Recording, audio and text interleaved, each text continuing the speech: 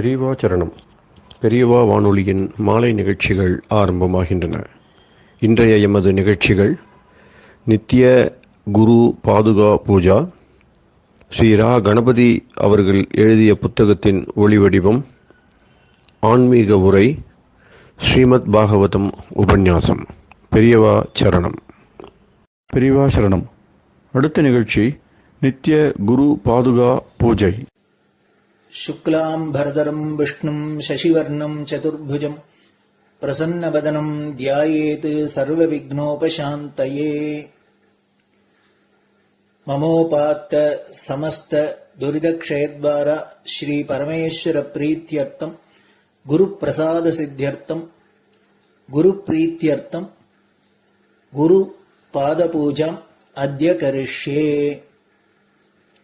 गुरुर्ब्रह्मा गुरुर्विष्णुर्गुरुर्देवो महेश्वरः गुरुः साक्षात् परब्रह्म तस्मै श्रीगुरवे नमः। अपारकरुणासिन्धुम् ज्ञानदम् शान्तरूपिणम् श्रीचन्द्रशेखरगुरुम् प्रणमामि मुदान्वहम्।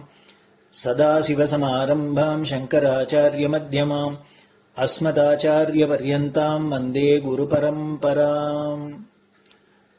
எல்லோரும் குருவை பெரிவாளை தியானம் பண்ணிண்டு அர்ச்சனை பண்ணுவோம். அஷ்டோத்திரம். பெரியவா அஷ்டோத்திரம் பல அஷ்டோத்திரங்கள் இருக்கு. அதுல எளிமையா சுலபமா எது இருக்கோ அதை நான் இப்ப சொல்றேன்.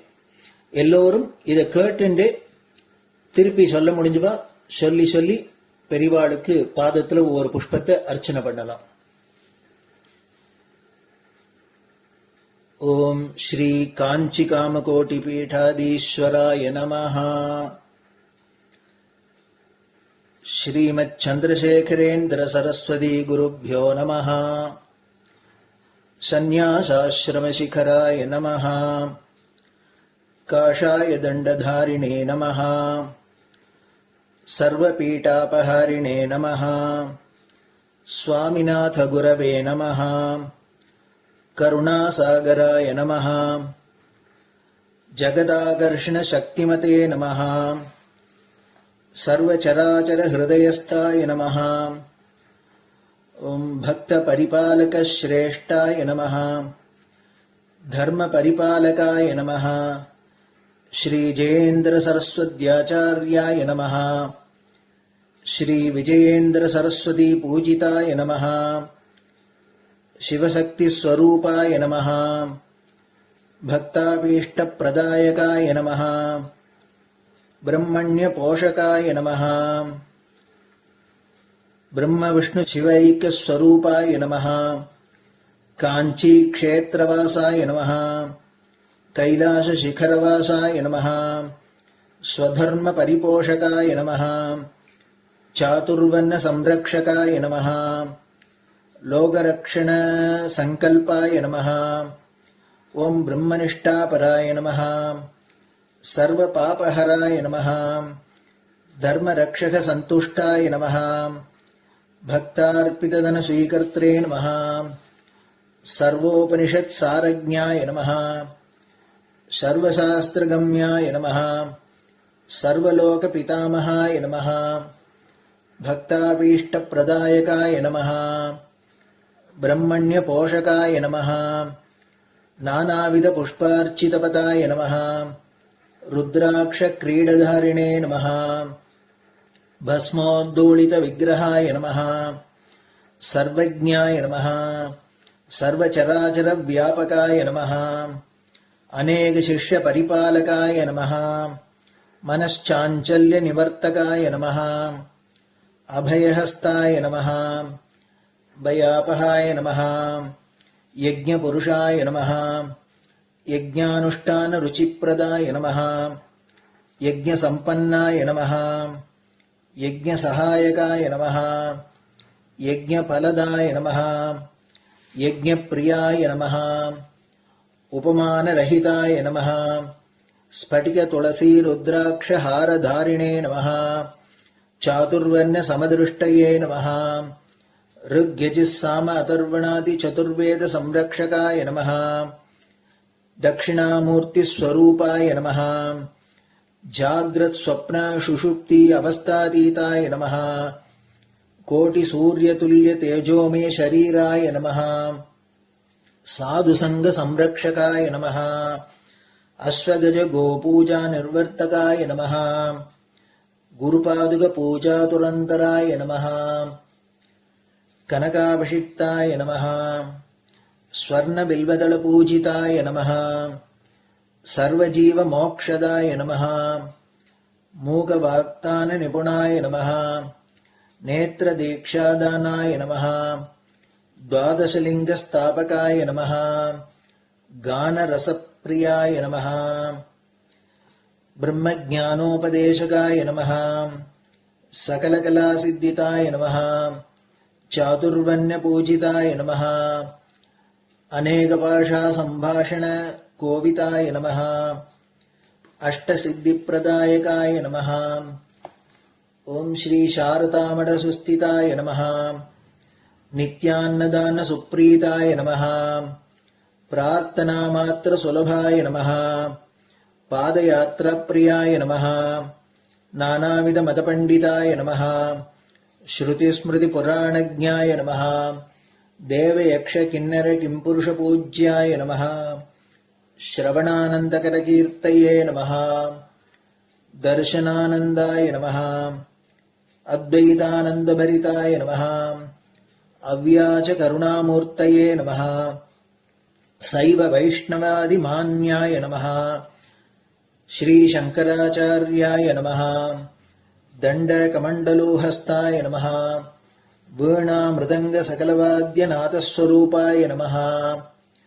रामकथारसिकाय नमः वेदवेदाङ्ग आगमादिसकलकलासतस्प्रवर्तकाय नमः हृदयगुहाशयाय नमः शतरुद्रीयवर्णितस्वरूपाय नमः केदारेश्वरनाथाय नमः अविद्यानाशकाय नमः निष्कामकर्मोपदेशकाय नमः लघुभक्तिमार्गोपदेशकाय नमः लिङ्गस्वरूपाय नमः सालग्रामसूक्ष्मस्वरूपाय नमः कालड्यां शङ्करकीर्तिस्तम्भनिर्माणकर्त्रे नमः जितेन्द्रियाय नमः शरणागतवत्सलाय नमः श्रीशैलशिखरवासाय नमः डमरुकनादविनोदाय नमः वृषभारूढाय नमः दुर्मदनाशकाय नमः आभिचारिकदोषहर्त्रे नमः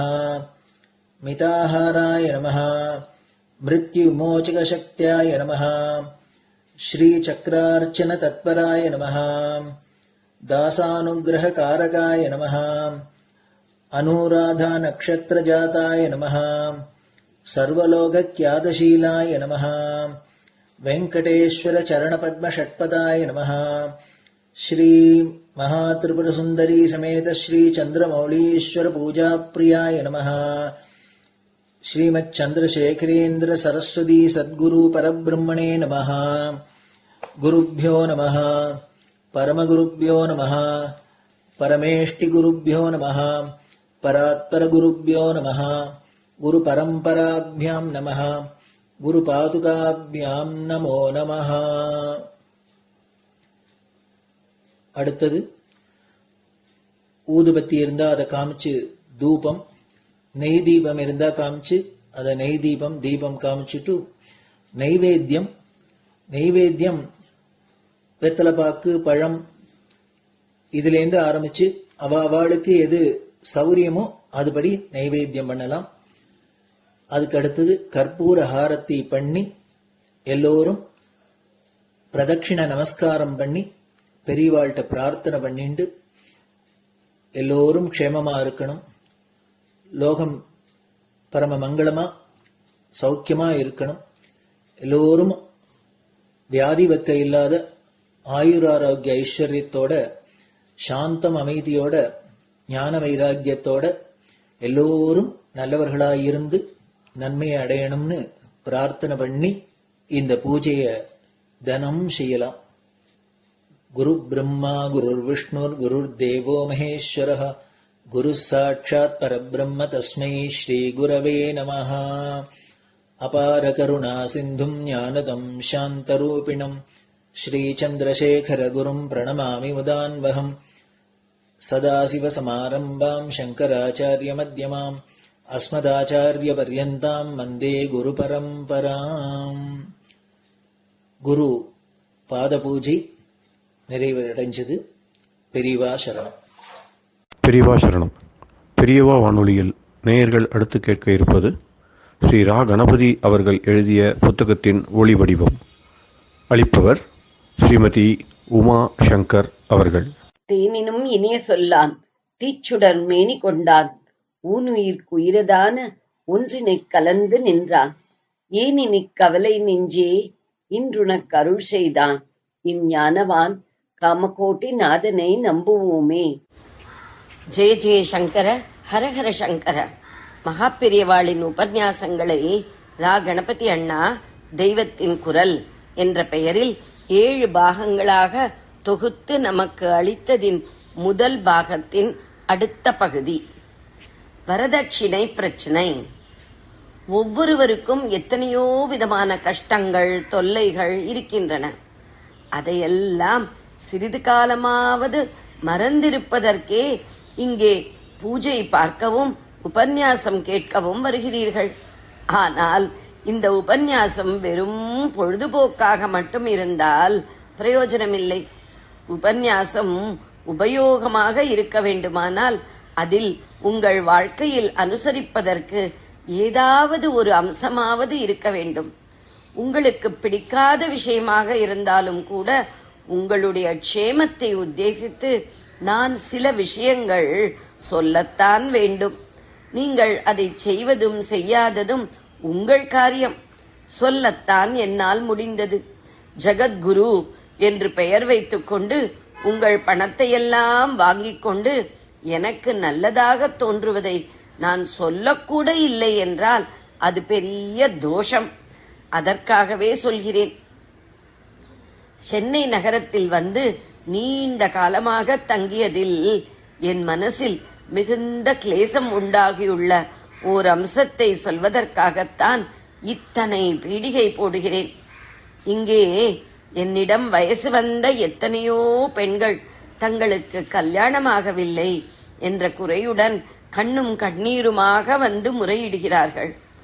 அவர்கள் மனசில் எத்தனை கஷ்டமும் தாபமும் இருக்கின்றன என்று எனக்கு தெரிகிறது. இந்த பரிதாபகரமான காட்சி என்னை ரொம்பவும் வேதனைப்படுத்துகிறது. இந்த குழந்தைகள் வயசு முற்றிய பின்னும் கல்யாணமாகாமல் நிற்பதற்கு காரணம் என்ன? சாரதா சட்டத்தின் தலையில் பழியை போடுவதை நான் ஒப்புக்கொள்வதற்கில்லை. சாரதா சட்டம் 14 வயசுக்கு கீழ் கல்யாணம் செய்யக்கூடாது என்றுதான் கட்டுப்படுத்துகிறது.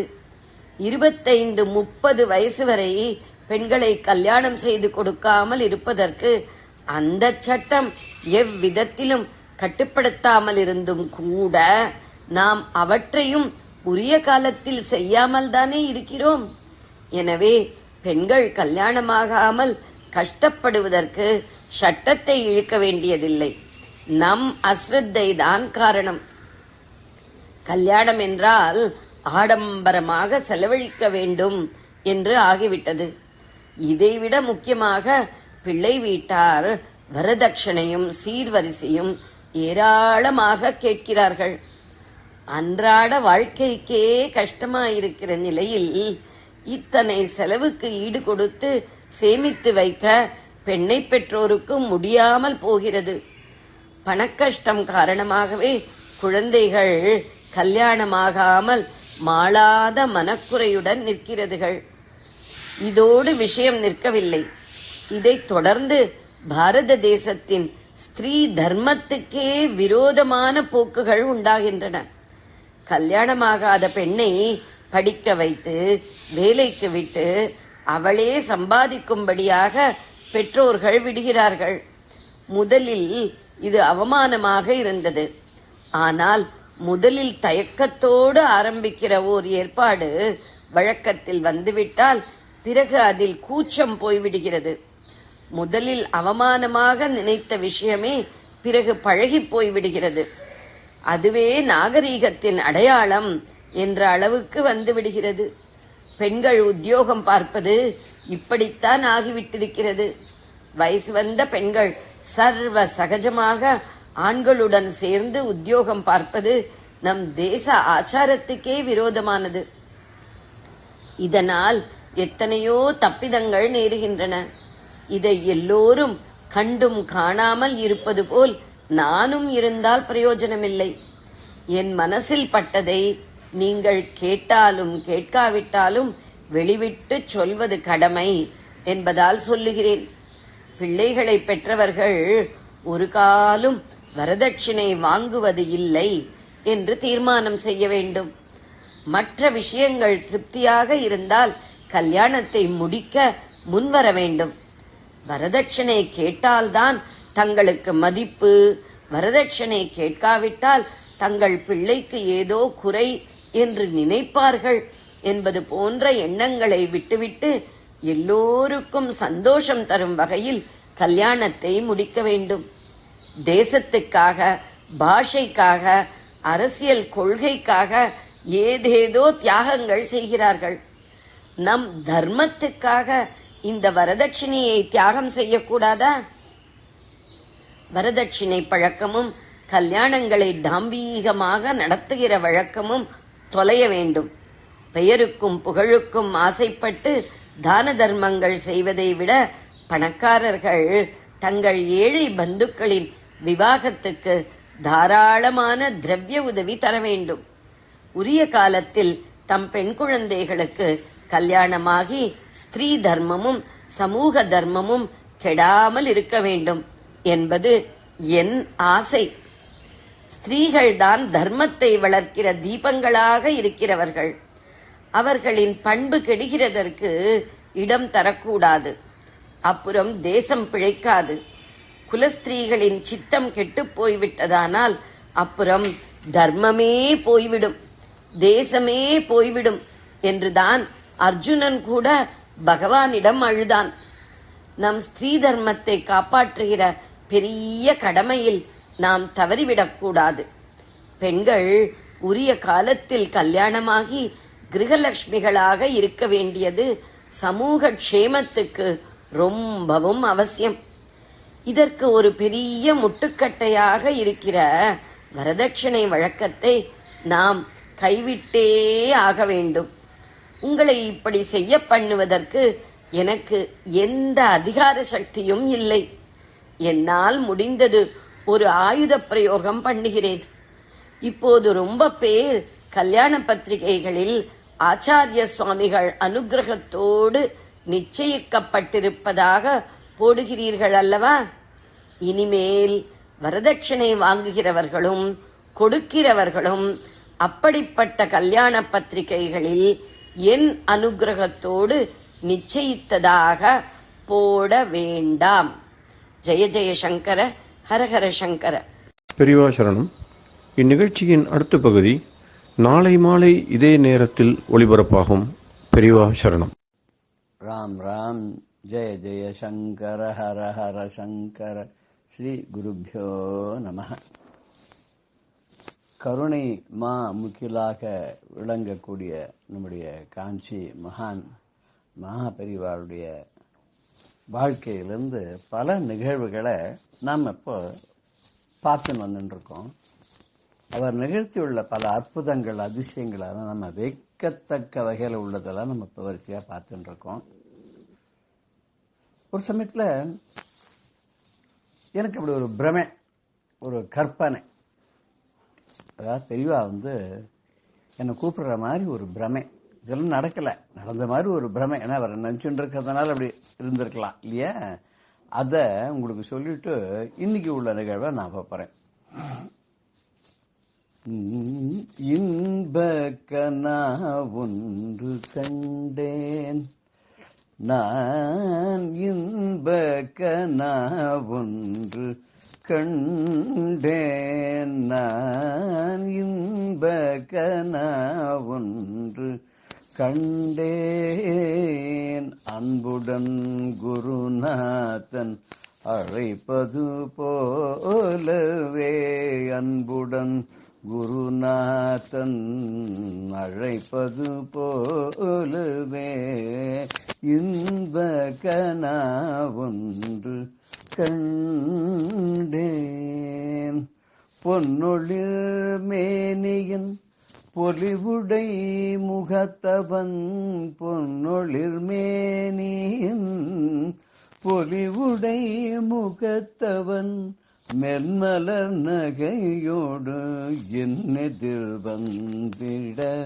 மென்மலர் நகையோடு என்னெதிர் வந்திட இன்ப கனாவொன்று கண்டேன் கண்ட மனமும் களிக்குதையே நீல கண்டன் இவரென தோன்றுதையே கண்ட மனமும் களிக்குதையே நீல கண்டன் இவரென தோன்றுதையே அண்டம் புகழும் அவதார புருஷன் அண்டம் புகழும் அவதார புருஷன் தண்டமேந்தியே தயவுடன் தோன்றி தண்டம் ஏந்தியே தயவுடன் தோன்றிட இன்ப கனாவொன்று கண்டேன் நான் அன்புடன் குருநாதன் அழைப்பது போலவே இன்ப கனாவொன்று கண்டேன் அஞ்சேல் என்றவர் அபயம் காட்டினார் அஞ்சேல் என்று அவர் அபயம் காட்டினார் தஞ்சம் உனக்கு நான் தளரேல் என்றார் தஞ்சம் உனக்கு நான் தளரேல் என்றார் கஞ்சியில் உறையும் கண் கண்ட தெய்வம் கஞ்சியில் உறையும் கண் கண்ட தெய்வம் சந்திரசேகர சங்கர சத்குரு கஞ்சியில் உறையும் கண் கண்டு தெய்வம் சந்திரசேகர சங்கர சத்குரு இன்ப கனாவொன்று கண்டேன் நான் அன்புடன் குருநாதன் அழைப்பது போலவே இன்ப கனாவொன்று கண்டேன். இப்படி ஒரு ஆனந்தமான இன்பமான ஒரு கனா ஒன்று கண்டேன்.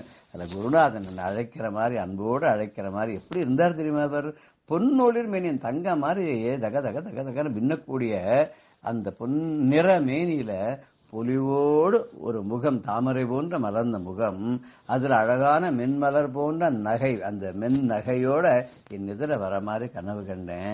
அவரை பார்த்ததுலான மனசு ரொம்ப களிப்படைஞ்சது. இவதான் நீலகண்டனா இருக்கும் அப்படின்னு தோணித்து. இந்த உலகமே புகழக்கூடிய அவதார புருஷன் இல்லையா, கையில தண்டமேந்து தயவோடு என் முன்னாடி தோன்றினது எப்படி ஒரு ஆனந்தமான ஒரு பரவசமான நிலைக்கு என்ன அழைத்து சென்றது இல்லையா. அப்படி ஒரு கனவு நான் கண்டேன். கனவுல என்ன சொன்னார் தெரியுமா? அவர் அஞ்சேல், பயப்படாத, நான் இருக்கேன் அப்படின்னு அபயக்கரம் காமிச்சார். உனக்கு நான் தஞ்சம், நீ எனக்கு தளரவே வேண்டாம், உனக்கு நல்ல காரியங்களை சத்காரியங்களை சத்சங்கத்துல ஈடுபட்டு நன்னா பண்ணிட்டே இரு அப்படின்னு சொன்னார். யாரவர்? காஞ்சிமா நகரில் காமக்கோட்டு பீட்டத்தில் கண்கண்ட தெய்வமாக உரைகின்ற நம்முடைய மகாபெரிவாளான சந்திரசேகரேந்திர சரஸ்வதி சங்கராச்சாரிய சுவாமிகள் தான். இதை தவிர வேற யார் இருக்க முடியும்? அப்பேற்பட்ட மகாபெரிவாளுடைய வாழ்க்கையிலிருந்து இன்னைக்கு நம்ம பார்க்க போற நிகழ்ச்சி என்னன்னாக்க, ஒரு சமயம் பெரியவா ஆந்திரால முகாமிட்டு இருந்தார். அங்க பக்கத்து ஊரு அது இது எல்லா இடத்துலயுமே கொஞ்சம் ஆந்திரால சில சமயத்துல வறட்சி இருக்கும், சில சமயம் மழை கொட்டும் ஜூன் மாசத்துக்கு மேல. அப்படி மக்கள் தவித்து கொண்டிருக்கா. இது பெரியவாளுக்கு தெரியும். பெரியவா அதுக்கு ஜபம்லாம் பண்ணிட்டு இருக்கா, தபஸ்லாம் பண்ணிட்டு இருக்கா. பக்கத்துல ஒரு கிராமத்துல பெரியவா முகாமிட்டு இருக்கா. தினம் பெரியவா என்ன பண்ணுவான்னா, அங்க ஒரு குட்டை ஒண்ணு இருக்கும். அங்க மொத்தம்தான் தண்ணி இருக்கும். அந்த தண்ணி ஒரே உப்பு தண்ணியா இருக்கும். அதனால பெரியவா அந்த குளத்துக்கு நடந்தே போய் ஸ்நானம் பண்ணிட்டு அந்த உப்பு தண்ணிலேயே அனுஷ்டானங்கள்லாம் பண்ணிட்டு அப்படியே வந்துட்டு இருப்பா. கொஞ்ச நாள் ஆச்சு, பெரியவா அங்கேருந்து அடுத்த கிராமத்துக்கு மாத்தி போயிட்டா முகாம். அது கொஞ்சம் தள்ளி, ஒரு 5-6 மைல் தள்ளி இருக்கும். அங்க அந்த ஊர்ல முகாமிட்டு அங்க கொஞ்ச நாள் இருந்து அங்க தபசு பூஜை எல்லாம் நடத்திட்டு இருக்கா. அப்ப ஒரு நாள் திடீர்னு நிறைய ஜனங்கள் மாட்டு வண்டியில அரிசி எண்ணெய், கரிகாய் எண்ணெய், பருப்பு எண்ணெய், எண்ணெய் எல்லாம் எடுத்துட்டு அப்படி ஒரு 20-25 மாட்டு வண்டியில எல்லாரும் வந்தா. கல கல கல கல கல கல கல கலன்னு வண்டி சத்தத்தோட வரபோது எல்லாருக்கும் ஆச்சரியம் தாங்கல. எங்கடா போறான்னு பார்த்தா எல்லாரும் பெரியவா முகாமிட்டு இருந்த இடத்துக்கே வந்தா. சாரியா அத்தனை சாமானிய பெரியவா முன்னாடி இறக்கிவிட்டு எல்லாரும் விழுந்து நமஸ்காரம் பண்ணி பெரியவாட்ட சொன்ன, பெரியவாடைய கருணையினால எங்க கிராமத்துல நீங்க இருந்து பூஜை புனஸ்காரங்கள்லாம் பண்ணி அனுஷ்டானங்கள்லாம் பண்ணி எங்க ஊர்ல அந்த ஒரே ஊர் அந்த சின்ன குட்டை, அதுவும் உப்பு தண்ணி, அதை தான் இத்தனை நாளா நாங்க உபயோகப்படுத்திட்டு இருக்கோம். அதுல பெரியவா ஸ்நானம் பண்ணி அதுல அனுஷ்டானங்கள் பண்ணிட்டு வந்ததுக்கு அப்புறம் அந்த ஜலம் இப்போ இளநீர் மாதிரி ஆயிடுத்து, தெளிஞ்சு போயிடுத்து. குட்டையும் நன்னா ஃபுல்லா அதை ஊத்தெடுத்து நன்னா அதை வந்துடுத்து. தண்ணி அருமையா இருக்கு, சாப்பிட சாப்பிட இனிமையா இருக்கு. இது பெரியவா எங்களுக்கு செஞ்ச பெரிய ஒரு உபகாரம். இது இன்னைக்கே மறக்க முடியாது. எல்லாரும் காலில் விழுந்து நமஸ்காரம் பண்ணாலாம்.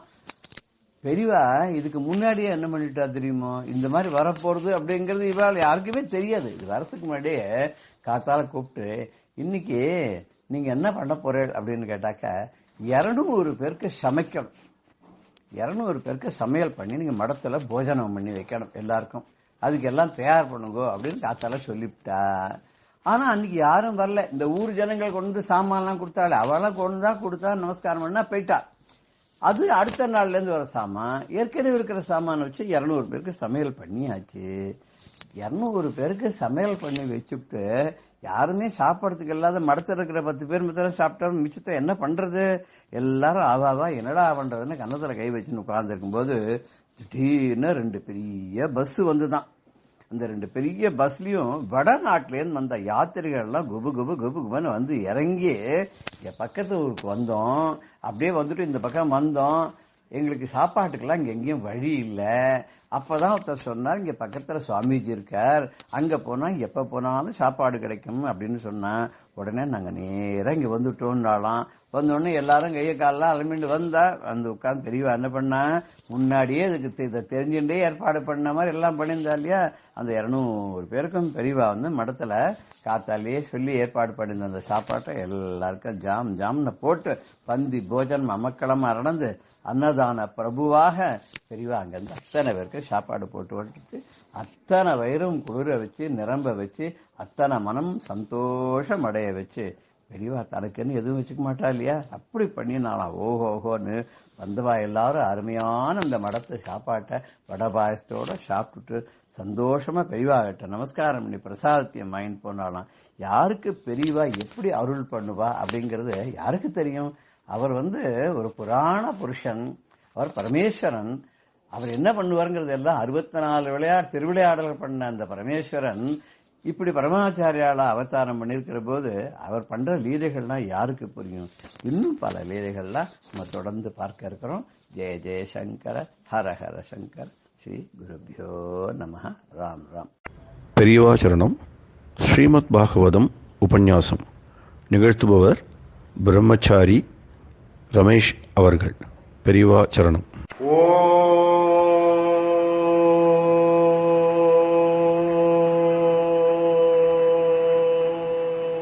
ஜன்மாத்யஸ்ய யதோன்வயாதிதரதশ্চাர்த்தேஷ்வபிஜ்ஞஸ்வராடே தேனே பிரம்மஹ்ருதாயாதிகவயே முஹ்யந்தி யத்சூரயः தேஜோ வாரிமிருதாம் யதா விநிமயோ யத்ர த்ரிசர்கோ மிருஷா தாம்னா ஸ்வேன சதா நிரஸ்தகுஹகம் சத்யம் பரம் தீமகி.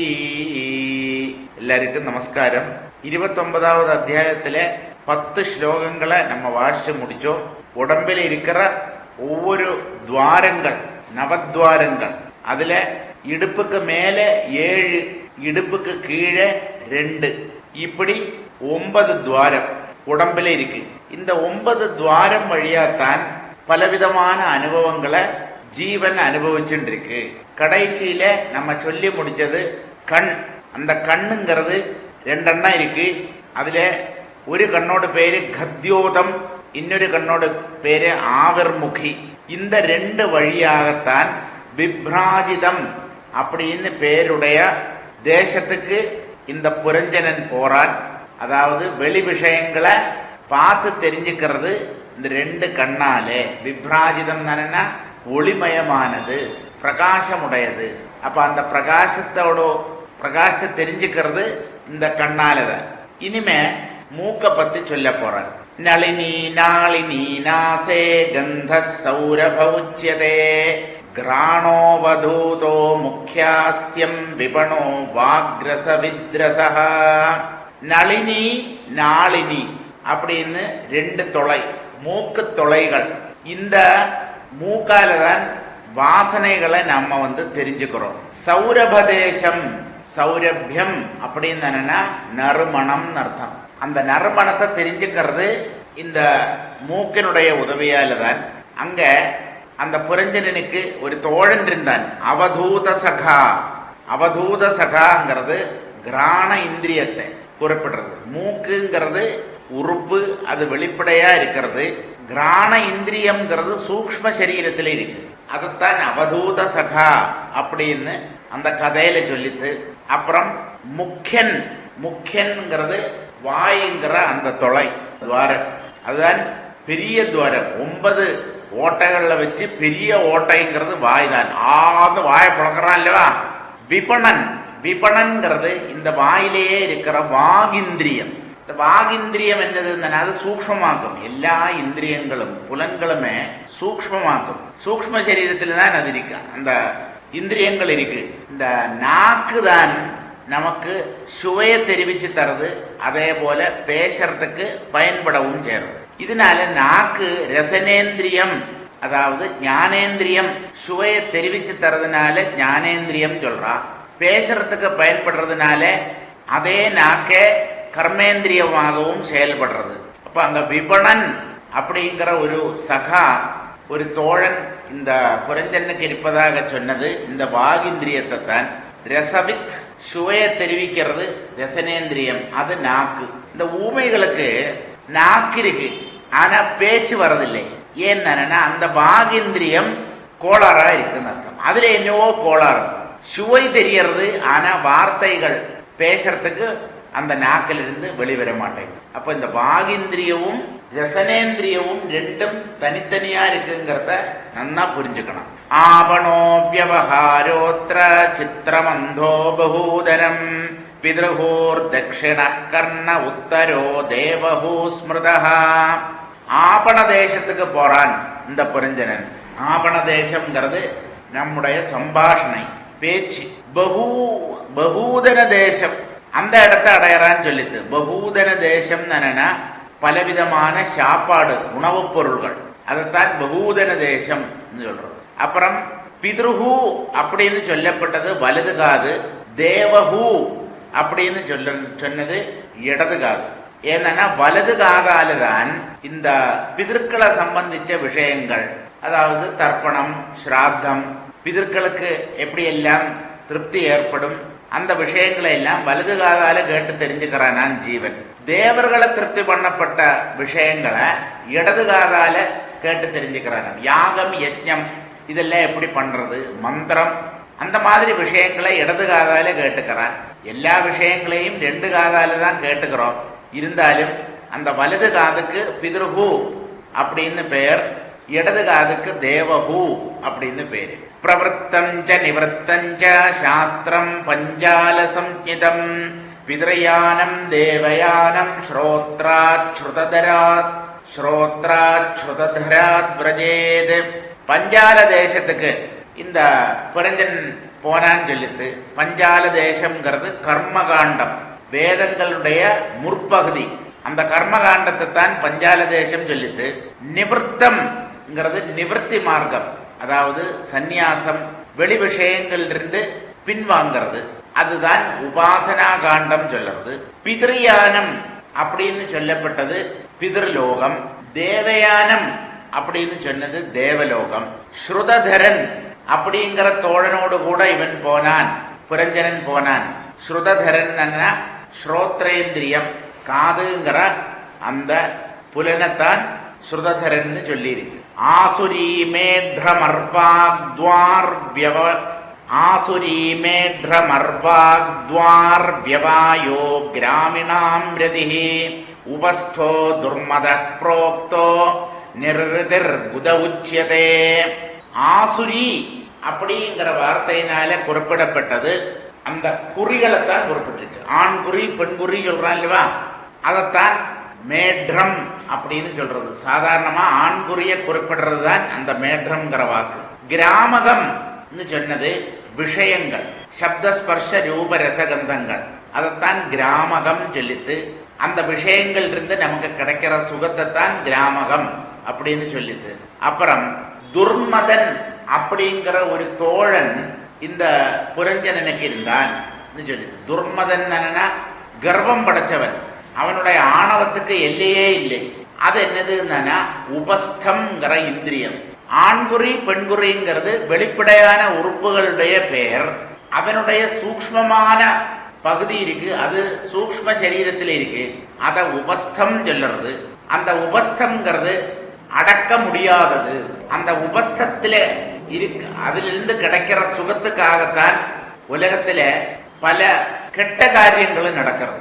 தகாத காரியங்கள் எல்லாம் இந்த உபஸ்தத்தை திருப்தி பண்றதுக்காகத்தான் நடத்தப்படுறது. அப்புறம் நிருதி அப்படின்னு சொன்னது மலத்தை வெளியேற்ற அந்த உறுப்பில்லை, அதுவும் சூக்ஷ்ம சரீரத்திலே உள்ளது. குதம் சொல்லுவார். அவனுடைய வெளிவாசல் தான் மலம் வெளியேற அந்த தொலை. அந்த இந்திரியத்துக்கு குதம்னு பேரு. அது என்னதுன்னா மலத்தை வெளியேற்றுறது தான் அதனுடைய செயல்பாடு. வைசசம் நரகம்பாயுர் லுப்தகோந்தௌ துமே ஸ்ருணு ஹஸ்தபாதௌ புமாம்ஸ்தாபியாம் யுக்தோ யாதி கரோதி ச. வைசச தேசம், அந்த இடத்துக்கு புரஞ்சனன் போனான்னு சொன்னது அது நரகம். அப்ப அவனுக்கு கூட இருந்தது லுப்தகன்கிற தோழன். லுப்தகன் பாயு. பாயுங்கிறது இந்த குதத்தை தான் சொல்றது. அதனுடைய இன்னொரு பேரு தான் பாயு. அதைத்தான் லுப்தகன் சொல்றது. அப்புறம் அந்தம் அப்படின்னு சொல்லி இருக்கு. அது என்னதுன்னா கையும் காலும், உடம்புல இருக்கிற கை கால்கள் தான் அந்தம் சொல்லித்து. ஜீவன் அந்த கையை பயன்படுத்தி பொருள்களை எடுக்கிறது, வாங்கிறது, கொடுக்கறது, இந்த விதமான காரியங்களை பண்றது.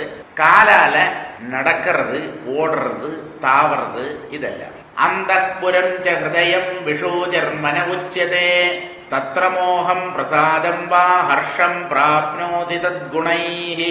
அப்புறம் இந்த புரஞ்சனன் அந்த புறத்துக்கு போனான் அப்படின்னு சொல்லிருக்கு. அந்த புறம்ங்கிறது இதயம். விஷூஜி அப்படின்னு சொல்லப்பட்டது மனம்.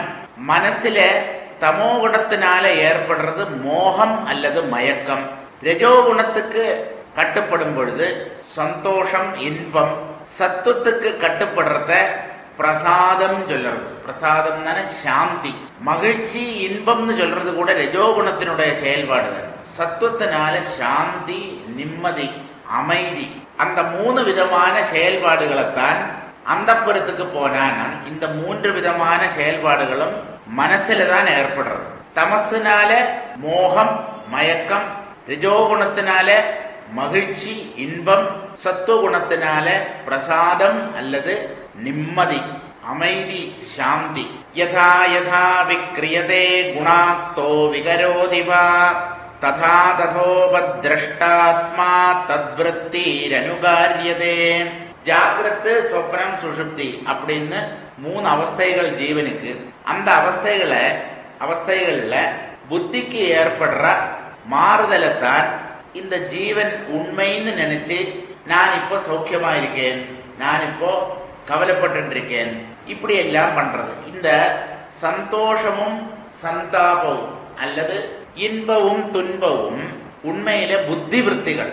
அந்த புத்தி விருத்திகள் தனக்கு இருப்பதாக, தான் மகிழ்வதாகவும் தான் கவலைப்படுவதாகவும் ஜீவன் நினைக்கிறது. ஏன்னா புத்தியும் கூட சேர்க்க வச்சுருக்கிறதுனால, சம்யோகம் வச்சுருக்கிறதுனால. இதைத்தான் பொண்டாட்டி பேச்ச கேட்டு அந்த புரஞ்சனன் நடந்தான். பொண்டாட்டி எழுந்துட்டானா இவனும் எழுந்திருப்பன், அவ சாப்பிட்டானா இவனும் சாப்பிடுவன், அவன் நடந்தானா இவனும் நடப்பன். இதுக்கு என்ன அர்த்தம் தானா, புத்திய பின்பற்றி போறது இந்த ஜீவன் நான்கிற அந்த உணர்வு புத்தியும் கூட சேர்க்க வச்சிருந்ததுனாலதான் அது புத்தி பண்ணற செயல்களை கர்மங்களை தான் பண்றதா நினைக்கிறது. அதைத்தான் பொண்டாட்டி உட்கார்ந்தானா இவனே உட்காருவன், பொண்டாட்டி எழுந்துட்டானா இவனே எழுந்திருப்பன், இப்படி எல்லாம் சொல்லிது. புத்தி எதை பண்றதோ அதை தான் பண்றதா நினைச்சுக்கிறது. அதுதான் புரஞ்சனன் தன்னுடைய பத்னி எது பண்ணுவளோ அதையே அவனும் பண்ணினான் அப்படின்னு சொல்லியிருக்கு. தேவோ ரதஸ்விந்திரியாஸ்வ சம்வத்சரயோ கதிஹி திகர்ம சக்ரஸ்திரிகுண துவஜ பஞ்சாசு பந்துரஹா. தேகம் அதுதான் தேர். இவன் தேர்ல ஏறி வேட்டையாட போனான், காட்டுக்கு போனான்னு சொல்லிட்டு அங்க தேர்ன்னு சொன்னது உடம்ப. தேகம் அது அதை குறிப்பிடுறதுக்கு தேருங்கிற வாக்கத்தான் அங்க பயன்படுத்திருக்கு. தேர்ல கட்டப்பட்ட குதிரைகள்ங்கிறது 5 இந்திரியங்கள். உடம்புல தானே 5 இந்திரியங்கள் இருக்கு. அப்புறம் கமனம், இவன் அந்த தேரை ஓட்டி சென்றான். அந்த தேர் போறதுன்னு சொல்றது என்னதுன்னா ஒவ்வொரு வருஷமும் கடந்து போறது இல்லவா, கால வேகம், இந்த டைம் போறதான் அங்க கமனம் போகிறதுன்னு சொல்லிட்டு. அப்புறம் சக்கரங்கள் சொல்லிட்டு 2 சக்கரம் இருக்குன்னு, அது புண்ணியமும் பாபமும். அப்புறம் ஒரு கொடி இருக்கு துவஜம். துவஜம்ங்கிறது சத்துவம் ரஜஸ் தமசுங்கிற 3 குணங்கள். அப்புறம் இந்த 5 குதிரையையும் தேரோட சேர்த்து கட்டி இருக்கல்லவா, அந்த கட்டுறதுக்கு பயன்படுத்தப்பட்ட கயிறுகள்ங்கிறது பஞ்ச பிராணன். உடம்பும் இந்திரியங்களும் பிராணனாலதான் கட்டப்பட்டிருக்கு. அந்த 5மே 5 இந்திரியங்கள் உடம்போட தொடர்பு வச்சுக்கிறது, கனெக்டடா இருக்கிறது 5 பிராணங்கள்னால. அப்ப அந்த பிராணனைத்தான் கயிறு அல்லது கட்டுன்னு சொல்லி இருக்கு. மனோரஸ்மிர் புத்தி சூதோ ஹ்ரன்னீடோ துவந்த்வகூபரஹ பஞ்சேந்திரியார்த்த பிரக்ஷேப சப்ததாது வரூதகஹ. அப்புறம் தேர்ல இந்த குதிரையை கட்டிட்டு அதனுடைய கடிவாளம் சொல்லிருக்கேன். அந்த கடிவாளம் என்னதுன்னா இந்திரியங்களை எது கண்ட்ரோல் பண்ற, குதிரையை கண்ட்ரோல் பண்றதுக்கு தானே கடிவாளம். கடிஞான்னு மலையாளத்துல சொல்லுவா. அந்த கடிஞானம் என்னதுன்னா மனசு. என்னன்னா ஐம்புலன்களை கட்டுப்படுத்துறது மனம்தான். அப்ப மனசத்தான் அங்க கடிவாளமா சொல்லியிருக்கு. அப்புறம் இந்த தேர் ஓட்டி ஆறு இந்த தேரை ஓட்டுறான்னு புத்தி. அந்த புத்தி தேர்ல ஒரு இடத்துல உட்கார்ந்துட்டு இருக்கான். தேராளி ஒரு இடத்துல உட்கார்ந்து தானே தேரை ஓட்டுறான். அவனுடைய சீட்டு அது என்னதுன்னா ஹிருதயம். இதயத்துல தான் இந்த புத்தி செயல்பட்டு இருக்கு. அப்புறம் அந்த நுகம் சொல்லுவாள்.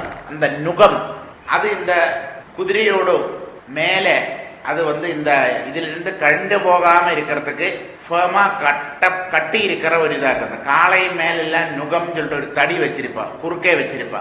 அந்த நுகம் வைக்கிற இடம்ங்கிறது அது 2 எண்ணம் சொல்லிட்டு 5 குதிரைக்கும் சேர்த்து 2 நுகம் தான். அது என்னதுன்னா சோகവും மோகவும் துன்பமும் மயக்கவும். அப்புறம் இந்த குதிரைகள் இந்த தேரை எடுத்துண்டு எங்க ஓடுறதுன்னா இந்த குதிரைகள் பயணம் செய்யற இடங்கள்ங்கிறது சப்த ஸ்பர்ஷ ரூப ரசகந்தங்கள். அதுதான் இந்த வெளி பிரபஞ்சத்திலே இருக்கு. அந்த 5 விஷயங்களை தான் இந்த குதிரைகள் ஓடும் இடங்களாக சொல்லப்பட்டிருக்கு. அப்புறம் அந்த குதிரையோட மேல ஒரு துணியை போட்டிருப்பா, அதுக்கு தொக்கு சொல்லுவா. தொக்கு தானே தோல்னு அர்த்தம். ஒரு துணியை போட்டிருப்பா அந்த குதிரை மேல ஏறி ஜம்பினா உட்கார்ந்துக்கிறதுக்கு. அந்த தொக்கு என்னதுன்னா அந்த வஸ்திரம், அந்த குதிரையின் மேல போட்டிருக்கிற அந்த வஸ்திரம் தோல் முதலிய 7 தாதுக்கள், சப்த தாதுக்கள் உடம்புல இருக்கு. அந்த சப்த தாதுக்கள்ல வெளிப்புறமா இருக்கிறது தோல். அதுக்குள்ள மாம்சம், ரத்தம், எலும்பு, எலும்புக்குள்ள இருக்கிற மஜ்ஜை, இப்படி உடம்புல 7 தாதுக்கள் இருக்கு. அந்த 7 தாதுக்கள்ல வெளியில இருக்கிறது தோல் தான். அந்த தோலைத்தான் குதிரையின் மேல போட்டிருக்கிற அந்த துணியாக சொல்லப்பட்டது. ஆகோதர் விக்ரமோ வாக்கியோ மிருகதிருஷ்ணாம் பிரதாவதி ஏகாதசேந்திரியஜமோ பஞ்சசூனா வினோதகிருதே. இந்த குதிரைகள் தாவி தாவி ஓடுறது. இந்த தாவி ஓடுறது எதனுடைய செயல்பாடு? கர்மேந்திரியங்கள். ஞானேந்திரியங்கள் வெளி விஷயங்களை தெரிவிக்க மட்டும்தான் செய்யுது. அது தாவி ஓடாது. தாவி ஓடுறது அந்த செயல்பாடு கர்மேந்திரியங்களுடைய செயல்பாடு. அப்ப அந்த கர்மேந்திரியங்களுடைய செயல்பாடைத்தான் குதிரைகளுடைய ஓட்டமா சொல்லியிருக்கு.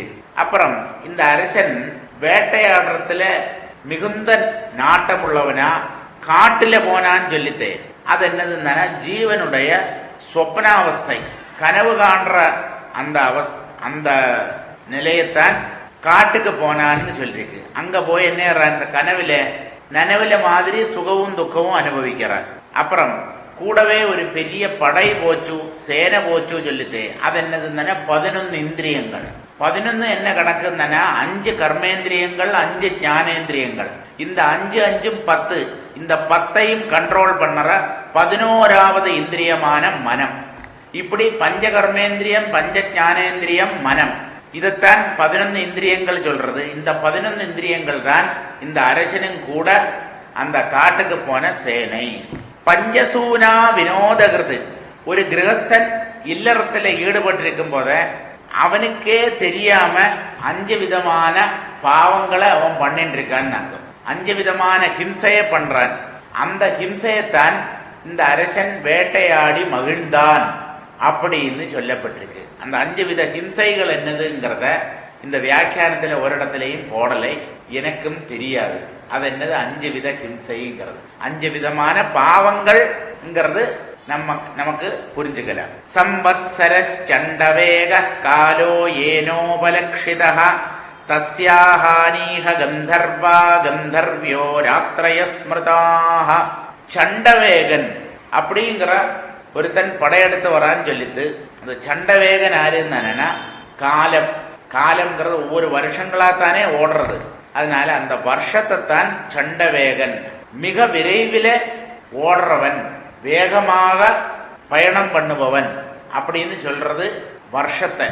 என்னன்னா வருஷத்தை வச்சுத ஒரு வருஷம் முடியும் போது தானே நமக்கு வயசுல 1 ஜாஸ்தி ஆறுது. ஒரு வயசு ஜாஸ்தி ஆறுது எப்ப சொல்றோம்? பிறந்த நாள் வரும்போது சொல்றோம். இந்த பிறந்த நாள் ஒவ்வொரு மாசமும் வருதா, ஒவ்வொரு வருஷமும் வருதா? வருஷத்துக்கு ஒரு தடவை தானே வருது. அப்ப அதைத்தான் சண்டவேகன். அதிவேகமா போயிடுறது, டைம் போறது தெரியல, வயசாறது தெரிய மாட்டேங்கிறது. குழந்தையா இருந்தா கொஞ்ச நேரத்திலே காலேஜுக்கு போறான், கொஞ்ச நேரத்திலே கல்யாணம் ஆயாச்சு, கொஞ்ச நாள்லயே அப்பா ஆயாச்சு, அப்புறம் 2-3 குழந்தைகள் ஆச்சு, அவளுக்கு கல்யாணம் பண்ணி அவளுக்கு குழந்தை பிறந்து கடைசியில 70 வயசு தாத்தா ஆயாச்சு. எல்லாம் கணப்பொழுதுல ஓடி போயிடுது. காலம் பாய்ந்து செல்வதை நாம் அறிவதில்லை. அதைத்தான் சண்டவேகன்னு சொல்லிட்டு, அப்புறம் அந்த காலத்தினுடைய உறுப்புகள், அதனுடைய அம்சங்கள் தான் பகலும் இரவும். அதுல பகல கந்தர்வர்களாகவும் ராத்திரிய அந்த கந்தர்வர்களுடைய பத்னிகளான கந்தர்வ பெண்களாகவும் சமத்காரமா சொன்னார்.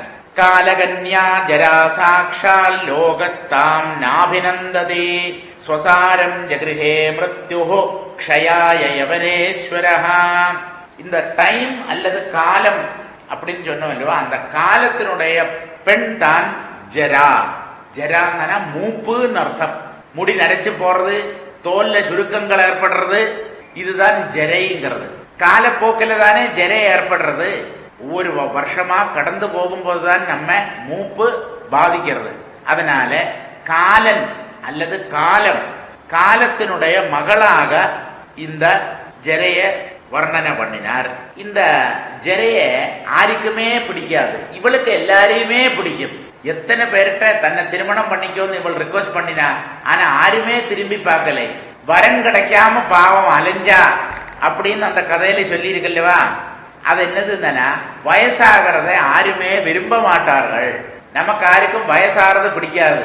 வயசு ஆயிடுத்து, அது வெளிப்படையா தெரியறது தெரிஞ்சதுன்னா அந்த வயசானதை வெளிக்காமிச்சு காமிக்கி அந்த டை கீ எல்லாத்தையும் போட்டு அந்த நரைச்சு போன முடிய எல்லாம் கருப்பு மாதிரி வெளிக்காட்டி மத்தவாளை ஏமாத்தி இப்படி வாழ்ந்துட்டு இருக்கோம். தனக்கு வயசான விஷயம் இந்த உலகத்தவர்கள் தெரிஞ்சுக்கப்படாது அப்படிங்கிற ஒரு நிர்பந்தம், அப்படிங்கிற ஒரு பிடிவாதம் நமக்குள்ள இருக்கு. அப்ப நமக்கு யாருக்கும் இந்த ஜரைய பிடிக்காது. இன்னும் யவனேஸ்வரன், கிரீக்கர்கள், இந்த கிரீஸ் நாட்டில் உள்ள, அதுக்கு தான் யவன தேசம் சொல்றது. யவன தேசத்து மன்னவன் அது ஆறுன்னு கேட்டனா யவனேஸ்வரன். அவன் ஆறுன்னா மரணம், மிருத்யு. அந்த யவனேஸ்வரன் இந்த ஜராவை தன்னுடைய பட்சத்துல சேர்த்துட்டான். உலகத்தை அழிக்கிறதுக்குத்தான் இந்த மரணம் எப்பவுமே தயாரா இருக்கிறது, ஓடிண்டே இருக்கா. இந்த மரண தேவனுக்கு ரெஸ்டே இல்லையாம். மிருத்யுர்தாவதி பஞ்சமயிதி அப்படின்னு தைத்திரிய உபனிஷத்து பேசும். ஏன்னா பல இடங்கள்ல இருக்கா செத்து போறதுக்கு அந்த ஆயுசு முடிஞ்ச ஆட்கள். அப்போ ஒரு இடத்துல ஒருத்தனுடைய உசிரை எடுத்தாச்சுன்னா அடுத்த செகண்ட்ல இன்னொரு இடத்துக்கு போனோம். இப்ப ரொம்ப ஃபாஸ்டா மூவ் ஆனா தான் அவனுக்கு கரெக்ட் டைமுக்கு போய் அந்த உசிரை எடுக்க முடியும். என்னன்னா அந்த பிராரத்தத்தை விட ஒரு செகண்ட் ஜாஸ்தி அவன் உயிர் வாழ முடியாது. அதே போல அவனுடைய ஆயுசு முடிவதற்கு ஒரு செகண்ட் முன்னாடியும் அவனுடைய உயிர் போகப்படாது. கரெக்டா அந்த டைம்ல தடால்னு நிப்பன் ஆறு இந்த யமன். அப்ப அவன் ரொம்ப ஃபாஸ்டா போனாதான் ரைட் டைமுக்கு அவனுக்கு போய் சேர முடியும். அப்போ அந்த உலகத்தை அழிக்கிறது இந்த மரணம் தான். அந்த மரணம் தன்னுடைய கூட இந்த ஜராங்கப்பட்ட அந்த பெண்ணை சேர்த்துட்டது. மரணத்துக்கு முன்னாடி மூப்பு வரும், முதுமை வரும், ஓல்ட் ஏஜ்.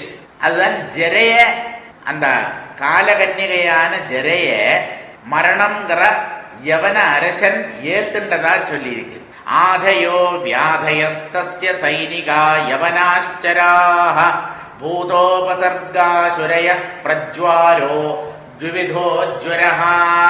இந்த யவனேஸ்வரன் கூட, அதாவது மரணம், அந்த மரணத்தும் கூட பெரிய ஒரு சேனை இருக்கு. அவள் எல்லாருமே யவனர்கள், கிரீக்கு நாட்டை சேர்ந்தவா. யவன தேசம்னு சொன்னாலே கிரீஸ் அர்த்தம். அப்ப இந்த பாகவதம் எழுதப்படும் பொழுது யவன தேசத்தை பத்தி எல்லாம் இவாளுக்கு தெரிஞ்சிருந்ததா? அதை இந்த கதையில வேதவியாசர் சேர்த்துண்டாரா?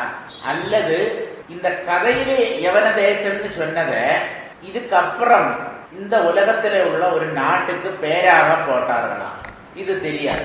என்னவானாலும் யவன தேசம்ங்கிறது கிரீஸ்ன்னு நம்ம சொன்னாலும் அது இந்த உலகத்துல இருக்கிற கிரீஸுங்கிற அந்த நாட்டை பொருட்படுவதில்லை. அது என்னதுன்னு அது தத்துவார்த்தமா தான் எடுத்துக்கணும். யவனர்கள், யவன நாட்டு அரசன் மரணம் அர்த்தம். அப்போ அந்த யவனர்கள்ல ஆறு, அந்த அவனுக்கு பெரிய சேனை இருந்தது. அந்த சேனையில் இருக்கக்கூடிய போர் வீரர்கள் யாரெல்லாம் ஆதயா வியாதயா, ஆதியும் வியாதியும். ஆதிகள் மனக்கவலைகள், பலவிதமான மனக்கவலைகள் மனிதர்களுக்கு உண்டு. அத ஆதி சொல்லுவா. வியாதினா நமக்கு எல்லாம் தெரியும், நம்ம கூடயே இருக்கிறது. வியாதி ஒழிஞ்ச நேரமே கிடையாது. பலவிதமான நோய்கள். இப்படி ரெண்டு விதமான போர் வீரர்களை எக்கச்சக்கமா தன்னுடைய சேனையில வச்சுட்டு இருந்தான் அந்த யவன தேசத்து ராஜா. பூதோபசர்காசுரய பிரஜ்வாரக, உயிர்களுக்கு உபத்திரவம் கொடுக்கிறது, அவளுக்கு தொல்லை கொடுக்கறதுல ரொம்ப சக்தி வாய்ந்தவன் பிரஜ்வாரன். இந்த பிரஜ்வாரன் ஆறுன்னா அது ஒரு விதமான ஜுரம். அது உயிர்களுக்கு தொல்லையை கொடுக்கும். எப்போ செத்து போறதுக்கு முன்னாடி சாதாரணமா அந்த காய்ச்சல் வரும், ஜுரம் வரும் செத்து போறதுக்கு முன்னாடி. அதுலயே ரெண்டு வகை இருக்கு, உஷ்ணஜுரம், சீதஜுரம். அப்ப அந்த உஷ்ணஜுரத்தையும் சீதஜுரத்தையும் தான் பிரஜ்வாரன் அப்படிங்கிற அந்த அரசனுடைய கூட்டாளியா சொல்லிது.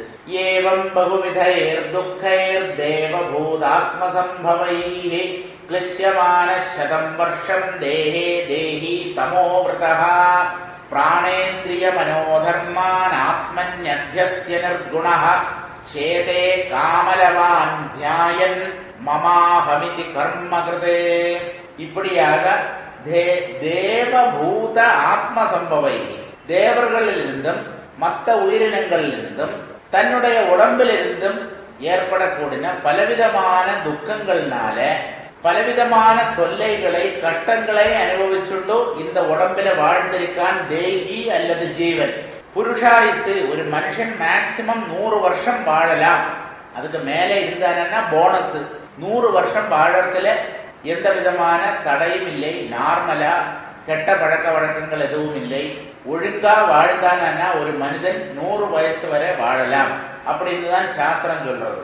அப்ப அந்த 100 வருஷம் இந்த உடம்பில அஞ்ஞானத்தினால கவர் பண்ணப்பட்டு, அதாவது அஞ்ஞானத்தினால அவித்தியினால மறைக்கப்பட்டு மூடப்பட்டு பிராணேந்திரிய மனோதர்மான், பிராணன் இந்திரியங்கள் மனசு இவைகளுடைய தர்மங்களை, அதாவது இந்த மூன்றினுடைய செயல்பாடுகளை ஆத்மனி அத்தியஸ்யா தனக்கு இருப்பதாக நினைத்து கொண்டு ஆரோபம் பண்ணி நிர்குணகா உண்மையில இவைகளுடன் எந்த தொடர்பும் இல்லாதவனாக இருந்தாலும், அந்த ஆத்மா நிர்குணனாக இருந்தாலும், பிராணன் இந்திரியம் மனசு, இந்திரியம் இல்லை இந்திரியங்கள் புளூரல்ல 5 இந்திரியங்கள் இருக்கே, அப்புறம் மனசு இது கூட சேர்ந்துண்டு இதுல மயங்கி ஒரு விதமான மயக்கத்துக்குள்ளாகி மம அகமிதி நான் என்னுடையது அப்படின்னு பல பொருள்களையும் பற்றுதல் வச்சுண்டு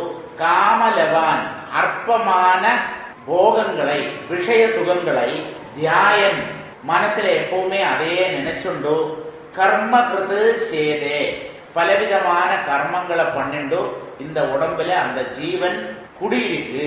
இப்ப தேவர்கள் உயிரினங்கள் உடம்பு இந்த மூணில் இருந்தும் பலவிதமான துக்கங்கள் ஏற்படும் சொல்லிட்டு அஞ்ஞானத்தினால மறைக்கப்பட்டிருக்கான், தன்னுடைய சுரூபத்தை தெரிஞ்சுக்காம இருக்கான் இந்த ஜீவன். அப்படி 100 வருஷம் இந்த மனித உடல்ல ஜீவன் வாழ்ந்திருக்கான். உண்மையில முக்குணங்களுக்கு அப்பாலா இருப்பவனானாலும் பிராணனுடைய செயல்பாடுகள் அதுல இந்த ஜீவன் மயங்கிடுறது. அதாவது பிராணனுக்கு ஏற்படுற குறைகள் கோளாறுகள் அத தனக்கு இருப்பதாக நினைச்சுக்கிறார். பிராணனுடைய தர்மங்கள் செயல்பாடுகள் என்னதுன்னா பசி தாகம் அத தனக்கு இருப்பதாக ஜீவன் நினைச்சுக்கிறான். அதுதான் பிராணனும் கூட தொடர்பு வச்சுட்டதுனால ஏற்படுற தோஷம்.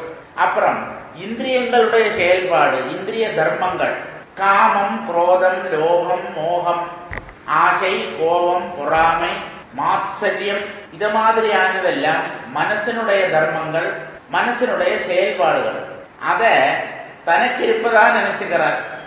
எனக்கு கோபம் வருது, எனக்கு ஆசை ஜாஸ்தியா இருக்கு, எனக்கு பொறாமை தாங்க முடியலை இப்படி எல்லாம் சொல்றானே அதெல்லாம் மனசனுடைய செயல்பாட தனக்கு இருப்பதாக நினைச்சுக்கிறது. இதுக்கு எல்லாத்துக்குமே மூல காரணம் என்னதுன்னா தன்னுடைய ஸ்வரூபத்தை தெரியாமல் இருப்பதுதான். இப்படி சரீரத்துல நான் அப்படிங்கிற ஒரு அபிமானத்தோட மனைவி குழந்தைகள் இவைகள்ல என்னுடையவை அப்படிங்கிற அபிமானத்தோட அவ அந்த குழந்தை மனைவி இவா கூட சேர்ந்து வாழற அந்த இல்லறம் கிரகஸ்த தர்மம் குடும்பமா இருக்கான்லவா அத பெரிய சௌக்கியமா நினைச்சுண்டு அந்த அற்ப சுகத்தை பெரிசுபடுத்திண்டு அதையே நினைச்சுண்டு அதை அடையறதுக்கு பலவிதமான கர்மங்களை இந்த ஜீவன் பண்ணிண்டே இருக்கான். கல்யாணம் வேண்டாமா, பையனுக்கு கால்பட்டு போடண்டாமா, பொண்ணுக்கு ஜாதகம் எடுக்கலையா, இதுதானே எங்க போனாலும் பேச்சு. கல்யாணம் கார்த்திகை குழந்தை குட்டி இப்படி தானே ஓடிட்டு இருக்கு. இவன் என்னைக்கு கடை தேர்றது இதுலயே தன்னுடைய மனசை பறிகொடுத்து வாழ்ந்துட்டு இருக்கான் இந்த அஞ்ஞானியான ஜீவன். யதாத்மானம் அவிஜ்ஞாய பகவந்தம் பரம் குரும் புருஷஸ்து விஷஜ்ஜேத குணேஷு பிரகிருதே ஸ்வத்ருகே குணாபிமானி சததா கர்மாணி குருதே வசஹ சுக்லம் கிருஷ்ணம் லோஹிதம் வா யதா கர்மாபிஜாயதே. புருஷஹா து புருஷன் புறத்திலே இருப்பவன், புறம் பட்டணம் நகரம். நகரம் தான் என்னது, நகரம் சொன்னாலும் தேர்ன்னு சொன்னாலும் ரெண்டுமே உடம்பை குறிக்கும் சொற்கள். அப்ப அந்த புறத்துல இருப்பவன் உடம்புங்கிற பட்டணத்துல வாழறவன் ஜீவன், அவனைத்தான் புருஷன்கிறது. அந்த புருஷன்கிறது சைதன்ய ஸ்வரூபன் தான். இந்த ஜீவன் நம்ம ஒவ்வொருத்தாலும் சைதன்ய ஸ்வரூபர்கள் தான்.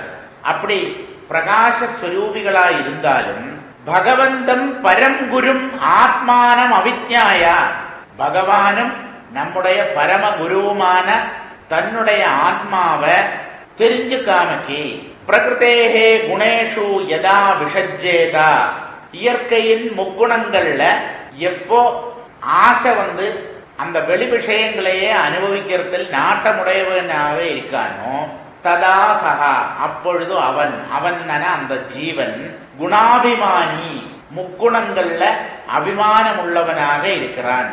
அவசகா, தன்னுடைய கட்டுப்பாட்டில் இல்லை, அவன் குணங்களுக்கு அடிமையாக வாழ்ந்திருக்கான். குணங்களுக்கு அடிமையாக வாழறான் என்ன அர்த்தம்? சுக்லம் கிருஷ்ணம் லோகிதம் வா கர்மாணி குருதே. சுக்லம் தானனா வெள்ள நிறம், கிருஷ்ணம் தானனா கருப்பு, லோகிதம் தான சிகப்பு. முக்குணங்களை குறிப்பிடுறது இந்த சுக்லம் கிருஷ்ணம் லோகிதம். சுக்லம் சத்துவகுணம், கிருஷ்ணம் தமோகுணம், லோகிதம் ரஜோகுணம். இப்ப இங்க கர்மத்திலேயாக்கும் இந்த 3 டைப் இருக்குது சொல்றாங்க. அப்போ வெள்ளையான கர்மம் அப்படின்னா அது வந்து புண்ணிய கர்மம். கிருஷ்ணம் கருப்பு அழுக்கடைந்த கர்மம், அதானது பாவ கர்மம். அப்போ சிகப்புன்னு சொன்னது என்னதுன்னா புண்ணியமும் பாவமும் சேர்ந்திருக்கிற மிஸ்ர கர்மம், அதுதான் செவந்த கர்மம் சொல்லிது. இப்படி புண்ணியம் பாவம் மிஸ்ரம். அதுல புண்ணியம் பாவம் நமக்கு தெரியும். மிஸ்ரம் என்னதுன்னா ஒரே கர்மத்துல புண்ணியமும் கலந்திருக்கும் பாவமும் கலந்திருக்கும். மிக்சர் சொல்றோம் இல்லவா, சாப்பிடுறோமே, லாலா கடையில இருந்து வாங்கி சாப்பிடுறோமே, காப்பி கூட கருமுறு சாப்பிடுறோம் இல்லவா, அந்த மிக்சர் தான் மிஸ்ரம். எல்லாமே கலந்திருக்கும். பொரிகடலை, பூந்தி, அப்புறம் வேர்க்கடலை எல்லாம் மிக்ஸ் செய்து, அப்புறம் கரியப்பிள்ளைய வறுத்து போட்டிருப்பேன். ஜோரா இருக்கு, சப்பு கொட்டு சாப்பிடுறோம் இல்லவா, உப்பெல்லாம் போட்டு உப்புறப்பா காரசாரமா ஜோரா இருக்குமே, அதுதான் மிக்சர். அந்த மிக்சர் தான் இந்த மிஸ்ர கர்மம்ங்கிறது. புண்ணியமும் பாவமும் கலந்த கர்மங்கள் அர்த்தம். இப்படி 3 விதமான கர்மங்களை இந்த உடம்பில் இருந்துட்டு ஜீவன் பண்ணிட்டு இருக்கு. யதா கர்ம அபிஜாயதே, கர்மத்தை பண்ணி அதோட இந்த ஜென்மத்தை தொலைக்கிறானான்னு கேட்டானா அதுவும் இல்லை. மறுபிறப்பெடுக்கிறான், மறுபிறவி எடுக்கிறான். அந்த மறுபிறவி இவனுடைய கர்மத்தை பொறுத்து இருக்கு. புண்ணிய கர்மமாக்கும் இவன் நிறைய பண்ணிருக்கான்னா சொர்க்கம் முதலிய உலகங்களுக்கு, ஊர்துவலோகங்களுக்கு, மேலுலகங்கள்ல போய் பிறப்பன். பாவமாக்கும் ஜாஸ்தி பண்ணிருக்கானா நரகம் அந்த மாதிரியான உலகத்துல போய் பிறப்பன். பாவமும் புண்ணியமும் சேர்ந்திருக்குன்னா மனுஷ ஜென்மமா திரும்பவும் இந்த பூலோகத்துல வந்து பிறப்பன். இப்படி கர்மங்கள் தான் நம்முடைய பிறவியை தீர்மானம் பண்றது. இந்த கர்மத்துக்கு ஏன் நாம அடிமைகளாகிறோம்னா நம்முடைய சுரூபம் கர்மத்துக்கு அப்பாலா இருக்கிறது, நம்ம ஆத்மாவா இருக்கோங்கிற உண்மையை தெரிஞ்சுக்காததுனால. சுக்லாத் பிரகாச பூயிஷ்டான் லோகான் ஆப்னோதி கர்ஹிதிதே துக்கோதர்கான் கிரியாயாசாம் துக்கோதர்கான் கிரியாயாசாம் ஸ்தமசோகோத்கடான் கொச்சிதே. சுக்லாது வெள்ளையான கர்மம், அதாவது புண்ணிய கர்மம். அந்த புண்ணிய கர்மத்தினால ஒளி நிறைந்த புண்ணிய லோகங்களுக்கு போய் சேருவது. அங்க வந்து பலவிதமான சுகங்களை அவன் அனுபவிப்பான். ஏன்னா அவன் பண்ணினது புண்ணியம். ஆனா சில சமயத்தில் என்ன ஆகும்னா துக்கோதர்கான் கிரியாயாசான், பலவிதமான துக்கங்களை அனுபவிக்க வேண்டிய அந்த நரகம் முதலிய உலகங்களுக்கும் போவன். அங்க வந்து பலவிதமான கஷ்டங்களை துன்பங்களை அனுபவிப்பன். ஏன்னா அது வந்து கருப்பு கர்மம் பண்ணினதுனால, கருத்த கர்மத்தை பண்ணினதுனால, பாவ கர்மத்தை பண்ணினதுனால. கொஜிது தமசோகோத்கடான், சில சமயத்துல இருளடைந்த தாங்க முடியாத துன்பங்கள் அனுபவிக்க வேண்டிய உலகங்களுக்கும் இந்த ஜீவன் போய் சேருவன். என்னத்துக்கு இப்படி எல்லாம் சொல்லிருக்குன்னா சொர்க்கலோகம் அது நமக்கு ரொம்ப பிடித்தமானது. அங்க போனா பலவிதமான சுகங்களை அனுபவிக்கலாம். அப்புறம் இந்த மிஸ்ர கர்மம் புண்ணியமும் பாவமும் சேர்ந்திருக்கும் சொன்னேனே, அந்த கர்மத்தை பண்ணினா துக்கங்கள், அதே போல பலவிதமான கஷ்டங்கள் அதையெல்லாம் அனுபவிக்க வரும். இந்த மிஸ்ர கர்மத்தினுடைய விளைவுதான் மனித பிறவி. இங்க வந்து நம்ம சுகத்தையும் துக்கத்தையும் அனுபவிக்கிறோம் இல்லவா? ஏன்னா அந்த மிஸ்ர கர்மத்துல புண்ணியமும் இருக்கு பாவமும் இருக்கு. அப்ப அந்த பாவத்தினுடைய துக்கத்தையும் புண்ணியத்தினுடைய சுகத்தையும் இந்த மனுஷ லோகத்துல நாம அனுபவிக்கிறோம். இனிமே பாவமாக்கும் ஜாஸ்தி பண்ணியிருக்கான்னா தமோ குணத்தினுடைய ஆதிக்கத்தினால சொல்ல முடியாத துன்பங்கள், அதாவது மனுஷனுக்கு தான் கஷ்டப்படுறேன், வலிக்கிறது, உடம்புல வேதனை இருக்கு, தன்னுடைய கஷ்டத்தை பிறர்கிட்ட சொல்லலாம், சொல்லி அவனுக்கு அந்த பரிகாரத்தை தேடிக்கலாம். ஆனா இந்த வாயில்லா பிராணிகள் இருக்கு பாருங்க, பறவைகள், விலங்குகள், செடி கொடிகள், இதெல்லாம் பாவ ஜென்மங்கள், பாவம் ஜாஸ்தி பண்ணிருக்கு. அதுகளுக்கு என்ன பண்றது? அதுகளுக்கும் நம்ம மாதிரியான வேதனைகளும் கஷ்டங்களும் எல்லாம் வரும். ஆனா அதுக்கு பரிகாரத்தை தேடிக்க முடியாது. ஓன்னு வாய் விட்டு அழு, அவ்வளவுதான் அதுக்கு பண்ண முடியும். தன்னுடைய கஷ்டத்தை வேறொருவர்கிட்ட சொல்லறதுக்கோ அந்த கஷ்டத்துக்கான பரிகாரத்தை தானாக தேடிக்கிறதுக்கோ உள்ள சக்தி இந்த ஊமையான பறவைகளுக்கும் விலங்குகளுக்கும் செடி கொடிகளுக்கும் இல்லை. அதனால அது மகா பாவ ஜென்மங்கள். அதனால பாவம் பண்ணாதிரு மனமே, மனசு, வாக்கு, உடம்பு, இந்த 3 கருவிகளினால யாருக்கும் பாவத்தை நாம நினைக்கவே கூடாது, சொல்லவும் கூடாது, பண்ணவும் கூடாது. கொஜித் புமான் கொஜித் ஸ்திரீ கொஜித் நோபயமந்ததீஹி தேவோ மனுஷ்யஸ்திரியக்வா யதா கர்ம குணம் பவஹா. இந்த கர்மத்தினுடைய பலன்தான் பலவிதமான பிறவிகளுக்கு காரணம். சில சமயத்துல இவன் என்ன செய்யறான்னா கொஜிது புமான், சிலப்போ ஒரு ஆண்மகனாக பிறக்கிறான். கொஜிது ஸ்திரீ, இதே ஆண் அடுத்த ஜென்மத்தில பெண்ணாக பிறக்கிறான். பொண்ணு ஆணாகலாம், ஆண் பெண்ணாகலாம். கொஜிது ந உபய மந்ததீஹி, சில சமயத்துல ஆணும் பெண்ணும் கெட்டும் பிறக்கிறது. அலி டிரான்ஸ்ஜெண்டர்ங்கிறான்லவா, ஆணும் இல்லை பெண்ணும் இல்லை, அப்படி என்ன இருக்கு. பாவ ஜென்மங்கள் அப்படி அலியாகவும் பிறக்கிறதுக்கு வாய்ப்பு இருக்கு. மந்ததீஹி, புத்தி மந்தமா இருக்கும். மென்டலி ரிட்டார்டுங்கிறான்லவா, மூளை கோளாறு பாதித்த குழந்தைகள், அப்படியும் பிறக்கிறது எவ்வளவோ குழந்தைகள் இருக்கு. அநேகமா இந்த டாக்டர்களுடைய குழந்தைகள்ல இந்த ஆட்டிசம், மூளை கோளாறு, நியூராலஜிக்கல் டிசார்டர், இதெல்லாம் உள்ள குழந்தைகள் தான் இருக்கு. ஏன்னா அப்பா அம்மா பண்ணின புண்ணியமோ, அந்த அப்பா அம்மா பண்ணின பாவமோ, அந்த குழந்தை பண்ணின பாவமோ, அல்லது 2 பேரும் சேர்ந்து பண்ணின பாவமோ, 2 பேருமே கஷ்டப்படுறா. அந்த குழந்தைய வச்சுட்டோ தாயும் தகப்பனும் சொல்ல முடியாத துன்பங்களை அனுபவிக்கிறா. இப்படி மந்த புத்தியாகவும் பிறக்கலாம். தேவஹா மனுஷ்யஹா திரியகுவா, இன்னும் தேவனாக பிறக்கலாம், மனிதனாக பிறக்கலாம், பறவை விலங்குகளாக கூட பிறக்கலாம். யதா கர்ம குணம் பவஹா, அவனவன் பண்ணின கர்மத்திற்கேற்ப, அந்த கர்ம பலனுக்கேற்ப மறுபிறவி எடுத்தே ஆகணும். க்ஷுத்பரீதோ யதாதீன சாரமேயோ கிரகம் கிரகம் சரன் விந்ததி யத்திஷ்டம் தண்ட மோதனமேவவா ததா காமாசயோ ஜீவ உச்சாவசபதா பிரமன் உபர்யதோ வா மத்யேவா யாதி திஷ்டம் பிரியா பிரியம். க்ஷுத்பரீதா, சில சமயத்துல இந்த மனுஷன் நாயாக கூட பிறக்கலாம். சுரிநாய், தெருநாய்ங்கிறான் அல்லவா, ஸ்ட்ரே டாக், ஏதாவது வீட்டுல வளர்க்கிற நாய் இல்லை, சாப்பாடுக்கு வகை இல்லாமக்கி தெரிவோட அலையறத. க்ஷுத்பரீதா சாரமேயா, சாரமேயான நாய், பசியினால பாதிக்கப்பட்ட ஒரு நாய். தீனஹா, மிகவும் கஷ்டப்பட்டு, பசி வந்தான, பசி எல்லாருக்கும் போது, நமக்கு பசி வந்தா எவ்வளவு கஷ்டம், எவ்வளவு அந்த வலி. வலி இல்லை, பசிங்கிறது என்னது, அது ஒரு துன்பம் தான். அந்த துன்பம் எல்லா உயிர்களுக்கும் உண்டு. அப்படி மிகுந்த பசியினால் பாதிக்கப்பட்டு கிரகம் கிரகம் ஜரன்னே, ஓரோ வீட்டிலையும் வந்து எத்தி பாக்குறா நாய், ஏதாவது சாப்பிடறதுக்கு கிடைக்குமான்னு. கிரகம் கிரகம் ஜரன்னே, அப்படி ஒவ்வொரு வீட்டுல போய் நிற்கும் போத எல்லாரும் சோறு போடுவாளா, சிலவா கம்பெடுத்து அடிப்பா, கம்பெடுத்து விரட்டுவா. தண்டம் ஓதனமேவா, தண்டம் தானே கம்பு அடி, கம்பால அடி கிடைக்கும் சில வீட்டுல. சில இடத்துல யாராவது மனசிறங்கி அதுக்கு சாப்பாடு ஓடுவான். இப்படி சாப்பாடோ அடியோ சமயத்துல உதை கல்லெடுத்து வீசுவன், இப்படி எது வேணாலும் கிடைக்கலாம். அப்படி அந்த சாப்பாடு கிடைக்கணுமா, அடி கிடைக்கணுமான்னு தீர்மானம் பண்றது கூட அந்த நாய் பண்ணின புண்ணியத்தையோ பாவத்தையோ டிபெண்ட் பண்ணி இருக்கும். உலகத்துல காரணம் இல்லாம ஆரும் கஷ்டப்பட மாட்டா. இதை நன்னா மனசிலாக்கிங்கோ, நீங்கள் நன்னா புரிஞ்சுங்கோ. காரணம் இல்லாம எவனும் கஷ்டப்பட மாட்டான். காரணம் இல்லாமக்கு எவனும் இன்பம் அனுபவிக்கவும் மாட்டான். இந்த இன்ப துன்பங்கள் நம்முடைய கர்மங்கள்னால ஏற்பட்டது. நல்லது பண்ணினா சௌக்கியமா இருக்கலாம், சந்தோஷமா இருக்கலாம்.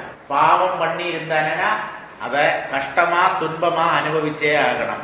இப்படி அடியோ சாப்பாடோ எது கிடைக்கும்ங்கிறது அந்த நாயினுடைய கடந்த பிறவியிலே அது பண்ணின பாவத்தையோ புண்ணியத்தையோ ஆசிரியிருக்கும். எது திஷ்டம், திஷ்டம் அதனுடைய வினை பயன் கர்மபலம் எதுவோ அதன்படி அதுக்கு சாப்பாடோ அடியோ கிடைக்கும். விந்ததி ததா காமாசயா ஜீவகா.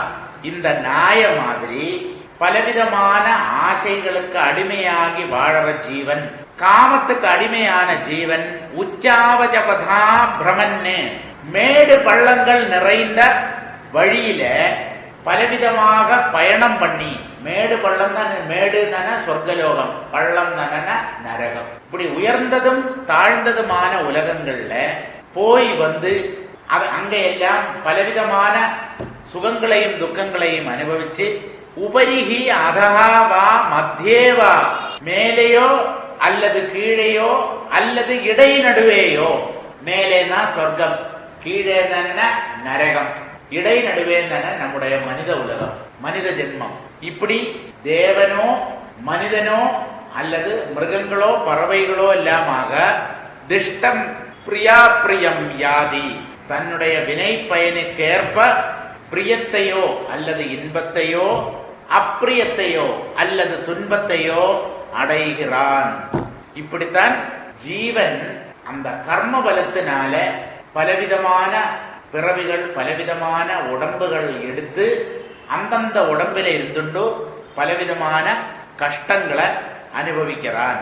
துக்கேஷ்வேகதரேணாபி தெய்வபூதாத்மஹேதுஷோ ஜீவஸ்ய ந வியவச்சேதஸ்யாச்சேத் தத்தத் பிரதிக்ரியா. தெய்வபூத ஆத்மஹேதுஷு துக்கேஷு, தெய்வம் தானே நம்முடைய கட்டுப்பாட்டில இல்லாதது.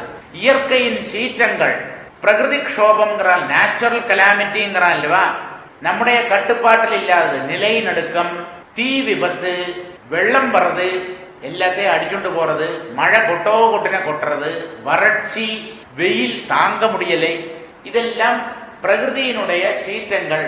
அதுல நமக்கு எந்த விதமான பரிகாரமும் பண்ண முடியாது. அதெல்லாம் ஆதி தெய்வீக துக்கம் சொல்லுவா. அப்புறம் பிற உயிர்கள் இருந்து நமக்கு ஏற்படுற துன்பங்களை ஆதி பௌதிக துக்கங்கள் சொல்லுவா. அப்புறம் நம்முடைய உடம்பிலேயே வரக்கூடின வியாதி முதலியவர்கள், அதுக்கு ஆத்தியாத்மிக துக்கங்கள் சொல்லுவா. இதைத்தான் தெய்வம், உயிரினங்கள், தன்னுடைய உடம்பு, இந்த மூணிலிருந்தும் ஏற்படக்கூடிய துக்கங்கள் சொல்லியிருக்கு. அதாவது ஆத்தியாத்மிகம், ஆதி தெய்வீகம், ஆதி பௌதிகம். இந்த துக்கங்கள்ல ஏகதரேனாவி ஏதாவது ஒன்ன எப்பவும் அனுபவிச்சுட்டே இருப்பன. ஆறு? இந்த மனுஷன் அல்லது எல்லா உயிரினங்களும். ஜீவஸ்ய வியவச்சேதகான பவதி, இந்த துக்கத்திலிருந்து விடுபட்டிருக்கிற ஒரு நிலை ஜீவனுக்கு ஒருபோதும் இல்லை. எப்பவும் ஏதாவது ஒரு துக்கத்தை அனுபவிச்சுட்டுதான் இருப்பன். தத்தத் பிரதிக்ரியா சியாது சேது, அந்தந்த துக்கங்களுக்கான பரிகாரம் இந்த உலகத்துல இருக்கும். ஆனாலும் துக்கங்கள் வந்துட்டேதான் இருக்கும். அப்போ அந்த துக்கம், ஒரு துக்கம் வரும், அந்த துக்கங்களுக்கு பரிகரிக்கிறதுக்கு என்ன வழி பார்ப்பன்? அதுக்கு தான் பிராயஷ்சித்த கர்மம் சொல்றான். திலகோமம் பண்ணணும், அல்லது தேவர்களுக்கு திருப்தி பண்ணணும், அந்த கோவில போய் இந்த பூஜையை பண்ணு. பிதர்கள் கோவிச்சுட்டு இருக்கா, அந்த தர்ப்பணம் சிராத்தம் அப்படிப்பட்ட அதையெல்லாம் பண்ணணும். ஒரு பிரம்மச்சாரியை கூப்பிட்டு சாப்பாடு போடணும், அவனுக்கு ஒரு வஸ்திரம் கொடுக்கணும், அல்லது ஒரு கன்னியா பொண்ணை கூப்பிட்டு சாதம் போடணும், அல்லது 9 குழந்தைகளை கூப்பிட்டு சாதம் போடணும், அவளுக்கு பட்டு பாவாடை எல்லாம் கொடுக்கணும். அப்போ இந்த துக்கம் எல்லாம் விலகி போகும். இப்படி எல்லாம் பிராயசித்த கர்மங்கள் பலவிதமா சொல்லப்பட்டிருக்கே. அந்த கர்மங்களை எல்லாம் நம்ம பண்ணினாலும் நம்முடைய துக்கம் வேரோட அழிக்கப்படுவதில்லை. இது போல இன்னொரு துக்கம் வந்துட்டே இருக்கும். இப்படி இந்த பிராயசித்த கர்மங்களை பண்ணறதுக்கு நமக்கு பொருள் வேணும், அதுக்கு கஷ்டப்படணும், அதுக்கான முயற்சி, பல இடங்களுக்கு போகணும், பல பொருள்களை வாங்கணும், அதையெல்லாம் பயன்படுத்தித்தான் அந்த பிராயச்சித்த கர்மத்தை செய்ய முடியும். அப்ப அதையெல்லாம் சேர்க்கிறது, அதையெல்லாம் சம்பாதிக்கிறதுங்கிறதே ஒரு பெரிய தலைவலியா போகும். அதெல்லாமே துக்கம் தான். கயால போய் சிராத்தம் போடணும்னு சொல்லுவார் வாத்தியார். அப்போ அந்த பிதர்களுடைய சாபம் விலகிவிடும். கயா சிராத்தம், கயாங்கிறது பீகார்ல இருக்கு. இங்கிருந்து ட்ரெயின்லயோ பிளைட்லயோ ஏறி அங்க போனோம், அங்க போய் ஏதாவது ஒரு வாத்தியாரை பார்க்கணும், அவர் சொல்ற அந்த கர்மங்களை எல்லாம் அங்க பண்ணணும். காசு செலவாகும், பணம் செலவாகும். அப்புறம் அங்கே இங்கே அந்த டிராவல் பண்றது, அதனுடைய களைப்பு, இப்படி இந்த பிராயஷ்சித்தம் பண்றதே நமக்கு ஒரு விதமான துக்கத்துக்கு காரணமாறுது. இப்ப என்னதுன்னா துக்கத்தினுடைய அந்த வேஷம், அதாவது அதனுடைய வெளிப்படையான உருவம் தான் மாறுறதே தவிர ஒரு துக்கம் இன்னொரு வடிவத்திலே நம்ம கிட்ட வந்து சேர்றது. ஆத்தியாத்மிகம், ஆதி தெய்வீகம், ஆதி பௌதிகம், இதுல ஒவ்வொன்றும் தனித்தனியாகவோ அல்லது ரெண்டெண்ணம் சேர்ந்தோ அல்லது மூன்றுமா ஒன்று சேர்ந்தோ இந்த ஜீவனை தாக்கிண்டே இருக்கும். இந்த ஜீவனுக்கு இந்த உலகத்துல நிம்மதியா வாழ முடியாது. கர்மங்களை ஆசிரித்து இங்க சந்தோஷம், இன்பம், சௌக்கியம், நிம்மதி, சாந்தி இது எதுவும் அனுபவிக்க முடியாது. சாந்திக்கான வழி ஞானம், ஞானம், ஞானம். அந்த பரமாத்மா பிரம்மம், அந்த பரமேஸ்வரன் பகவான், அந்த பகவானுடைய ஸ்வரூபத்தை தெரிஞ்சின்றால் ஒழிய தான் அந்த பகவத் ஸ்வரூபம் தான்ங்கிற உண்மையை அறிந்தால் ஒழிய நம்முடைய துக்கங்கள் எதுவும் பெர்மனண்டா நம்ம விட்டு விலகாது. பிராயச்சித்தம் பண்ணிட்டே இருப்போம், ஒரு பக்கத்திலிருந்து புதுசா துக்கங்கள் வந்துட்டே இருக்கும். நம்முடைய டைம் ஆயிடுத்து. இன்னைக்கு இம்பிட்டும் போதுமானது. மேலே உள்ள விஷயங்களை அடுத்த வாரம் பார்ப்போம். பெரியவா சரணம். இந்நிகழ்ச்சியின் அடுத்த பகுதி நாளை மாலை இதே நேரத்தில் ஒளிபரப்பாகும். பெரியவா சரணம். பெரியவா சரணம். அடுத்த நிகழ்ச்சி திருவாசக இன்னிசை. வழங்குபவர் ஸ்ரீ சத்குருநாத தேசிகர் அவர்கள். பெரியவா சரணம். திருச்சிற்றம்பலம். அச்சப்பத்து. புற்றில் வாழ் அறவும் அஞ்சேன், பொய்யர்தம் மெய்யும் அஞ்சேன், கற்றைவார் சடையம் அண்ணல் கண்ணுதல் பாதம் நன்னி, மற்றும் ஓர் தெய்வம் தன்னை உண்டு என நினைந்து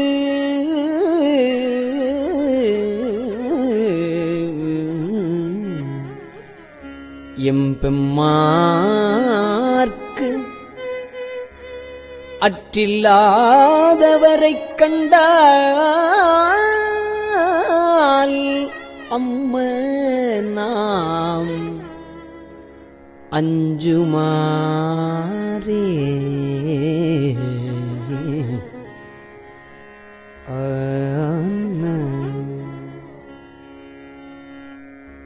வெறுவரேன் வேட்கை வந்தால் வினைக்கடல் ஒளினும் அஞ்சேன், வெறுவரேன் வேட்கை வந்தால் வினைக்கடல் ஒளினும் அஞ்சேன், வெறுவரேன் வேட்கை வந்தால் வினைக்கடல் கொளினும் அஞ்சேன், இருவரால் மாறு காணா எம்பிரான் தம்பிரானாம் திருவுரு அன்றி மற்றோர்,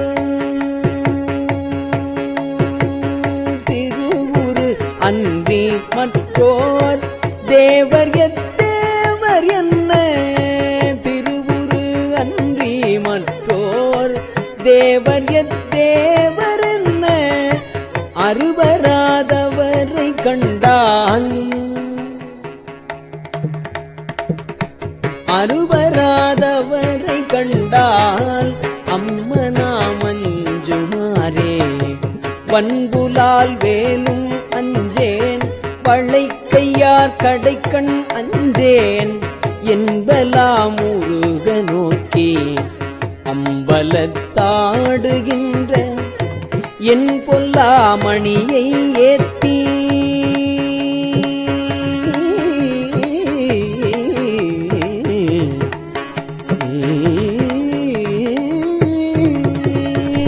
என் பொல்லாமணியை ஏத்தி இனிதருள் பருக மாட்டா அன்பிலாதவரை கண்டால் அன்பிலாதவரை கண்டால் அம்மனாம் அஞ்சுமாறே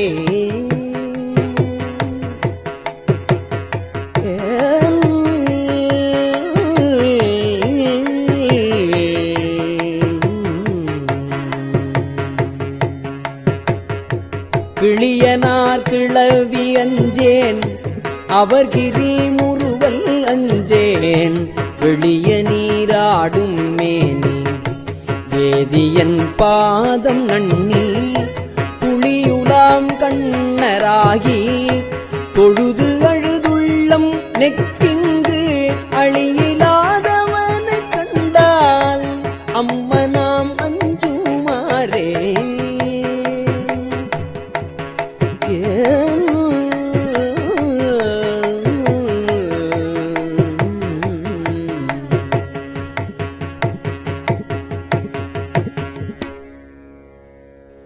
பிணியலாம் வரினும் அஞ்சேன்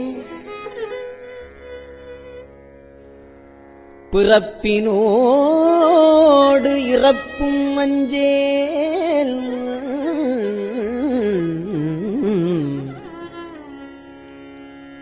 துணி நிலாணியினான் தன்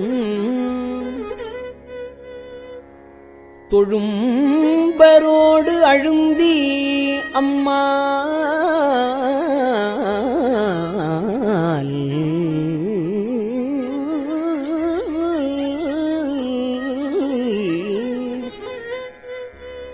துணி நிலாணினான் தன் தொழும்பரோடு அழுந்தி அம்மாள் துணி நிலம் பிளந்தும் காணா சேவடி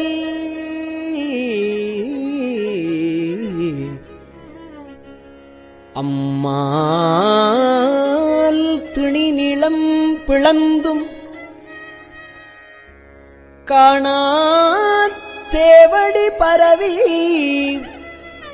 வெண்ணீரு அணிகிலாதவரைக் கண்டால் அம்ம நாம் அஞ்சுமாறே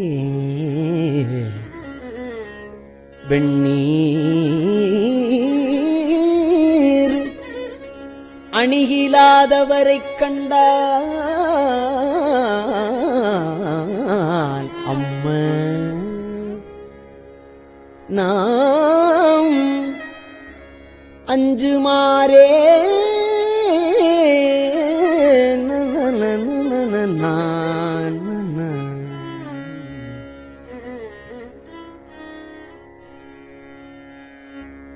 வாழுலாம் எரியும் அஞ்சேன் வரை புரண்டிடினும் அஞ்சேன் வாழுலாம் எரியும் அஞ்சேன் வரை புரண்டிடினும் அஞ்சேன் தோளுலாம் நீற்றன் ஏற்றன் சொற்பதம் கடந்த அப்பன் வாழுலாம் எரியும் அஞ்சேன் வரை புரண்டிடினும் அஞ்சேன் தோளுலாம் நீற்றன் ஏற்றன் சொற்பதம் கடந்த அப்பன் தாள தாமரைகள் ஏத்தி தடமலர் புனைந்து நெய்யும் ஆளலாதவரை கண்டால்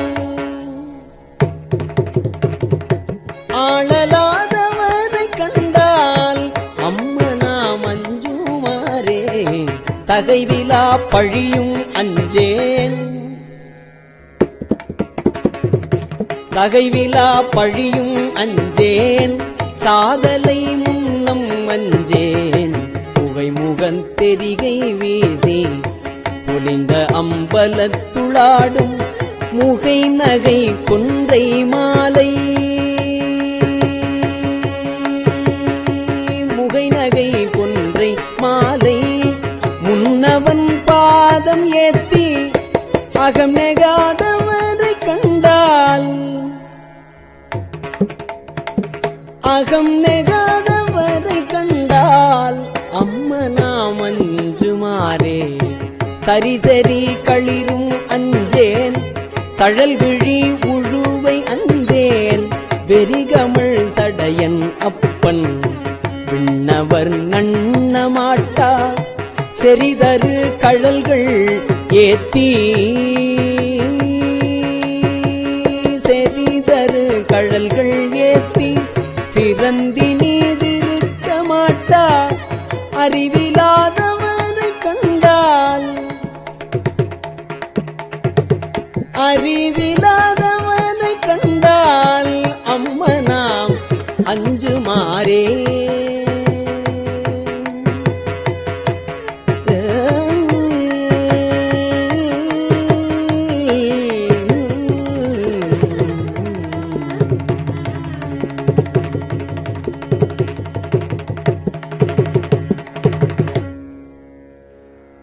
மஞ்சுளாம் உருமும் அஞ்சேன்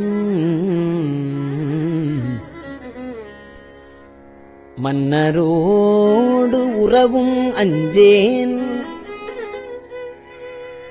நஞ்சமே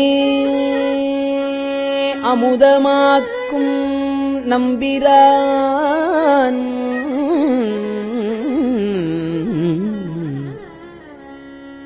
நஞ்சமே அமுதமாக்கும் நம்பிரான் எம்பிரானாய்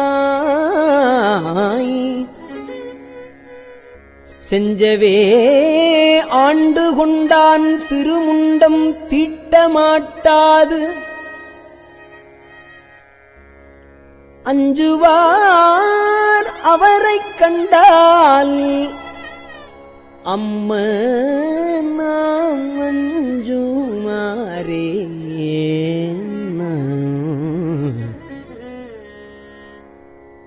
திருமுண்டம் தீட்டமாட்டாது அஞ்சுவார் அவரைக் கண்டால் அம்ம நாம்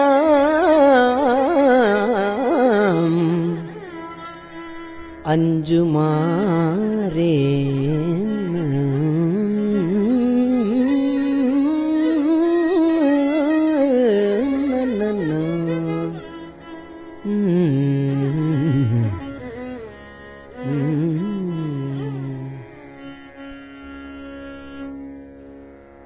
கோணிலாவாளி அஞ்சேன் கூற்றுவன் சிற்றம் அஞ்சேன்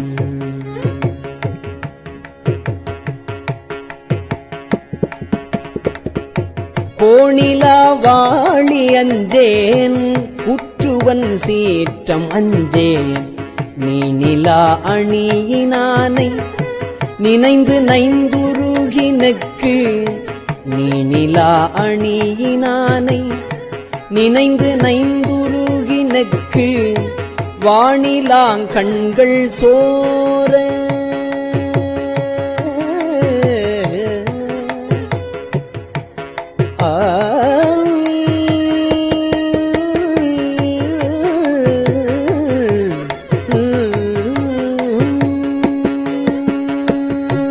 வானிலாங்கண்கள் சோர வாழ்த்தி நின்றேத்த மாட்ட வானிலாங்கண்கள் சோர வாழ்த்தி நின்று ஏத்த மாட்டா ஆனலாதவரை கண்டால் ஆனலாதவரை கண்டால் அம்ம நாம் அஞ்சுமாரே ஆனலாதவரை கண்டால் அம்ம நாம் அஞ்சுமாரே அம்ம நாம் அஞ்சுமாரே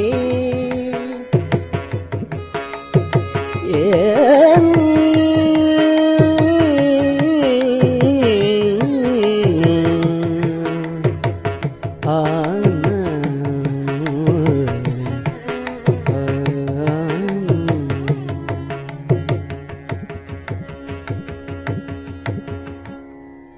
திருச்சிற்றம்பலம்.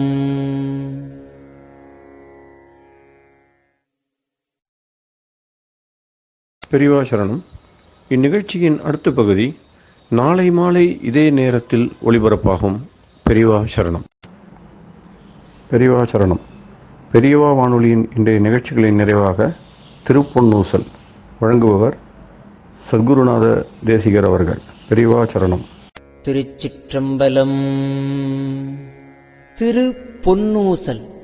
மூன்றங்கிலங்கு நயனத்தன் மூவாத வாழ்ந்தங்கு தேவர்களும் காணாமலர் அடிகள் தேன் தங்கு தித்தித்து அமுதூரி தான் தெளிந்தங்கு ஊந்தங்கு நின்றூருக்கும் உத்தர கோசமங்கை போந்தங்கு இடை மருது பாடி குலை மஞ்சை போன்றங்கு அனநடையீர் பொன்னூசலாடாமோ போன்றங்கு அனநடையீர் பொன்னூசலாடாமோ.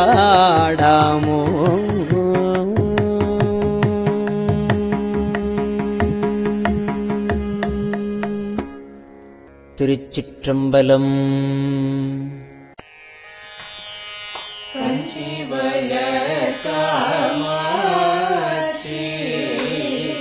தன் குழந்தாய் சங்கரே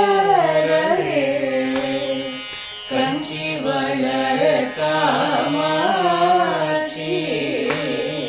தன் குழந்தாய் சங்கரே குரு சந்திரசேகரே உறங்கிடுவீர்களே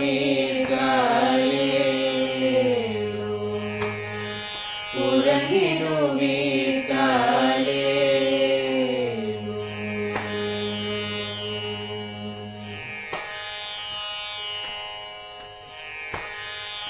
ஆதிகுரு சங்கரராய்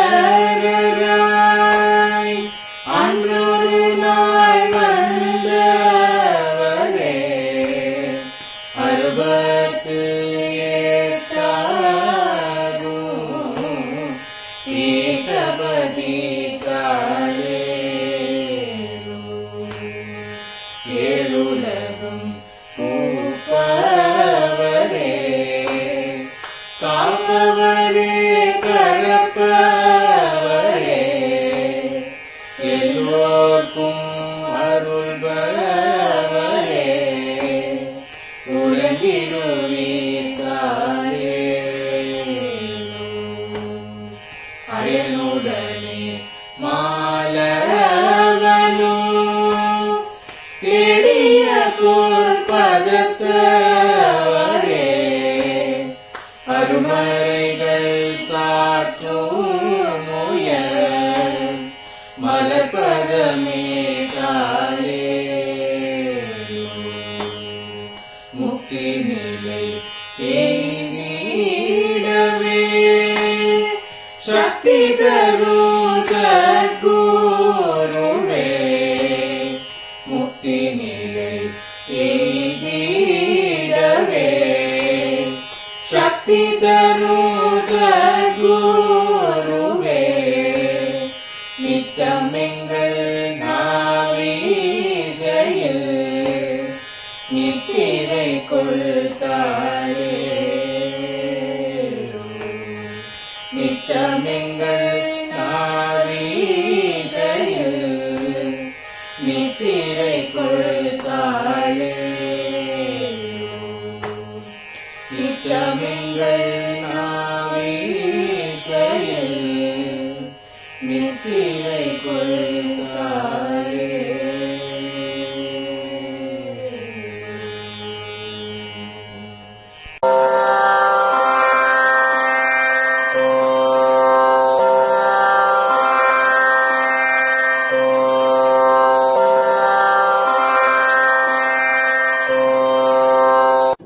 பெரியவா சரணம்.